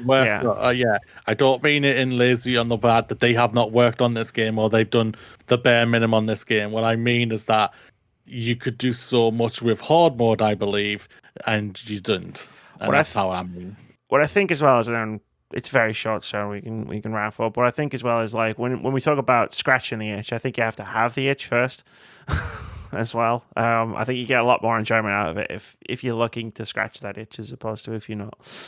That is probably fair as well. That's it. Boom. Back for blood. Back for blooded. Back for blooded indeed. Oh, that looks awesome. Oh, that looks really nice. I'm going to have a look at that later. But okay, time for Games Out next week, ladies and gentlemen, and everyone else. Let's get into it. November 5th, Forza Horizon 5. 9th. Did I say November 5th? Yes. I did, didn't I? You did. That was weird. November 9th. Forza Horizon 5, PC and the Xbox. Oh, I forgot to put and Game Pass. And Game Pass. Your ultimate Horizon adventure awaits. Explore the vibrant and ever-evolving open-world landscapes of Mexico with a limitless fun driving action in hundreds of the world's greatest cars. Begin your Horizon adventure today. Jurassic World Evolution 2, PC, PlayStation, and Xbox is the much-anticipated sequel to Frontier's highly successful Dragon Ride, Jurassic World Evolution. Just thought of a great crossover game. Dragons versus dinosaurs. This bold and new era in the Jurassic World Evolution game franchise builds upon the groundbreaking and an immersive 2018 management simulator. Blue Reflection's Second Light, PC, PlayStation. As the last summer day fades, all is illuminated with gorgeous translucent. Can you say that for me? Translucent, yeah. Thank you. Designs by Mel Kishida. Yeah. We'll go with that. Yeah. As well as a story that depicts the youth of life-like girls based on a theme of human identity and bonding. A new title in the Blue Reflection series is here. Football Manager 2022 PC and Game Pass. God damn, I forgot what was going to Game Pass. FM 2022, but I'm having fun with But it. you're FM already playing it because you've bought Yeah, it. I am So. playing it. Yeah. FM 2022 brings new progressive ways to find your winning edge, instill if your footballing style and earn it for the fans. Among trees. Is this a spin-off? Sorry. Among No, is it's not. No. escape to an enchanting living sandbox surrounded by wildlife and nature. Uh, scavenge materials and craft tools to turn your small cabin into a warm, well-supplied home. Survive by fishing, cooking, and growing your own food. But be careful, though. The forest is dangerous, as it is wonderful. Treasures of the I don't know. So you're going to ask, and I don't know how to pronounce that. Egan? Treasures of the Egan? Probably. PC, PlayStation, Xbox, and Switch. What happened to the Minoan. Minoan civilization? Join Parkmore Master Marie Taylor and treasure hunter James Andrew in a historical action thriller as they unveil the secrets of the Forgotten Kingdom, which has been tragically trapped in an endless time loop. How many time loop games are they bringing out this year? Why do you need a Parkmore person to do that? Why not, right? Why not? Parkour. They played Uncharted and they were like, yep, we can expand on this. Oh, they saw The Office. I mean, just like, I'm going to do that too. I don't understand a reference, so that's all right. It's not, Bright Memory Infinite is an all-new light, fast fusion of the FPS and action genres, created by FYQD Studio, combined a wide variety of skills abilities to unleash dazzling combo attacks. Can you say this for me? It's Shin Megami Tensei 5. Thank you. On Switch. Why is it in capitals? The ambitious of God and human clash amidst the horror of a dying world. Neither human nor demon, and the newly forged That guy. that person, Yeah. this character, don't know, and his friends must decide what is worth saving and prepare to sacrifice everything in its name in a world without its creator. Which path will you choose? So it's in capitals because it's not on Steam. So I copy pasted the description from I think the Nintendo eShop. It was all in capitals, and I couldn't be bothered to change it. Some cool games coming out. Lots of cool games is the theme of 2021. And I'll never have the 50 to 60 hours spare to play Shin Megami Tensei 5, which is a bit of a shame, but hey ho. Should we play OpenCritic head to head? Are you muted? Why not? Why not, indeed? It's time for OpenCritic head to head. This is the game myself and Moody play every single week, where we try to guess the OpenCritic average of one upcoming game. Whoever guesses closest to the OpenCritic average gets 1 point. If you manage to guess the score correctly, you get 2 points. Last week, because all the review embargoes for all the games that came out this week seemed to drop last week. So last week we tried to guess the OpenCritic average of Forza Horizon 5. Mooney guessed that it would get a 92. I guessed that it would get an 88 because I'm just memeing at this point. And at the time of recording, Forza Horizon 5 has an OpenCritic average of 92, which means Moody gets 2 points and ties the scores at Amy 21, Moody 21, with 2 draws when some other people have some points. 2 things I've noticed about OpenCritic head-to-head this year that's different from last year. 1, we have guessed so many more scores correctly this year than last year. Like, yes, significantly more. And 2, like, we haven't had a draw since the beginning of the year. Like, we had a lot of draws last year. And this year we've had 2. They were both the games that came out really early. Yeah. And it's making everything quite exciting. Yeah. But, like, yeah, overall, in the entire thing, with everybody who's played the game, 1, 2, 3, 4, 5, 6, 7, we've guessed 8. Yeah. Like, correctly. Yeah. I like that. Yes. Yes. And I brought it back. And you brought it back. Not that it went far. That's Because true. you did Deathloop and I did Psychonauts 2. And that wasn't that long ago. That is true. How many more weeks is left? I It's will got to be double like check 9 weeks. Yeah, not long. What? 1, 2, 3, 4, 5, 6. Yeah, because we're going to run out of games before we run out of podcast, I think.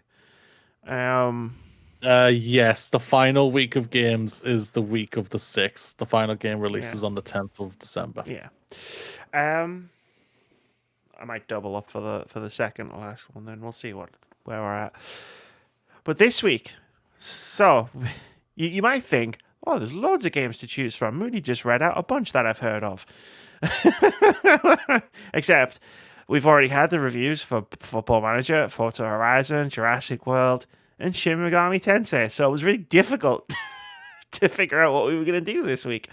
So this week we're guessing the OpenCritic average of Bright Memory Infinite, which is releasing on PC as a PC exclusive on Steam, even though I'm pretty sure I remember it at an Xbox showcase last year. So that's a bit awkward. It was what I thought it was, wasn't it? It was that one show. that everybody was like, it was that show where everybody was really disappointed. But this was the game everyone was talking about. But this was the game everyone was talking about, and then like 3 days later, everyone forgot it existed. Yeah. Yeah. That sounds about right. All right. Yeah, it's that game. Bright Memory. Good. Planned release date 2021 11/12 Beijing time. That's what it says on Steam. So sweet. What do you reckon? I have no idea. I'm spitballing it. 88.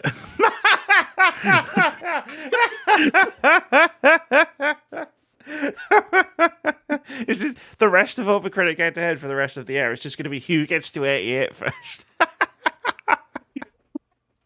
88.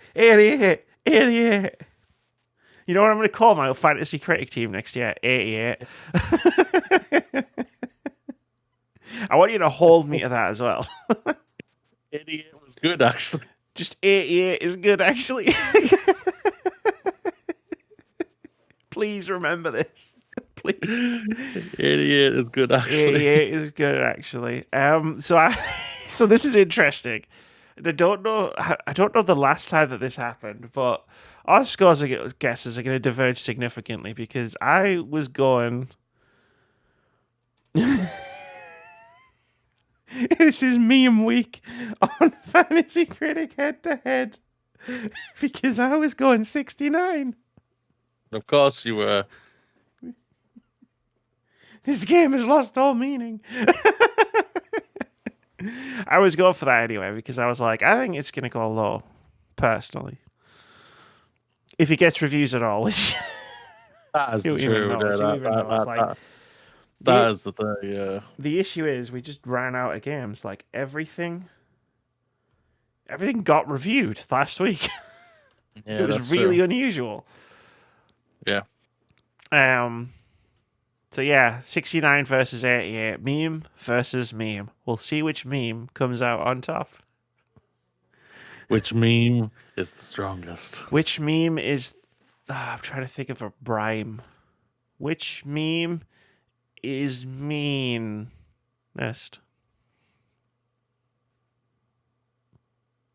Okay. I can't be really clever and quippy all the time.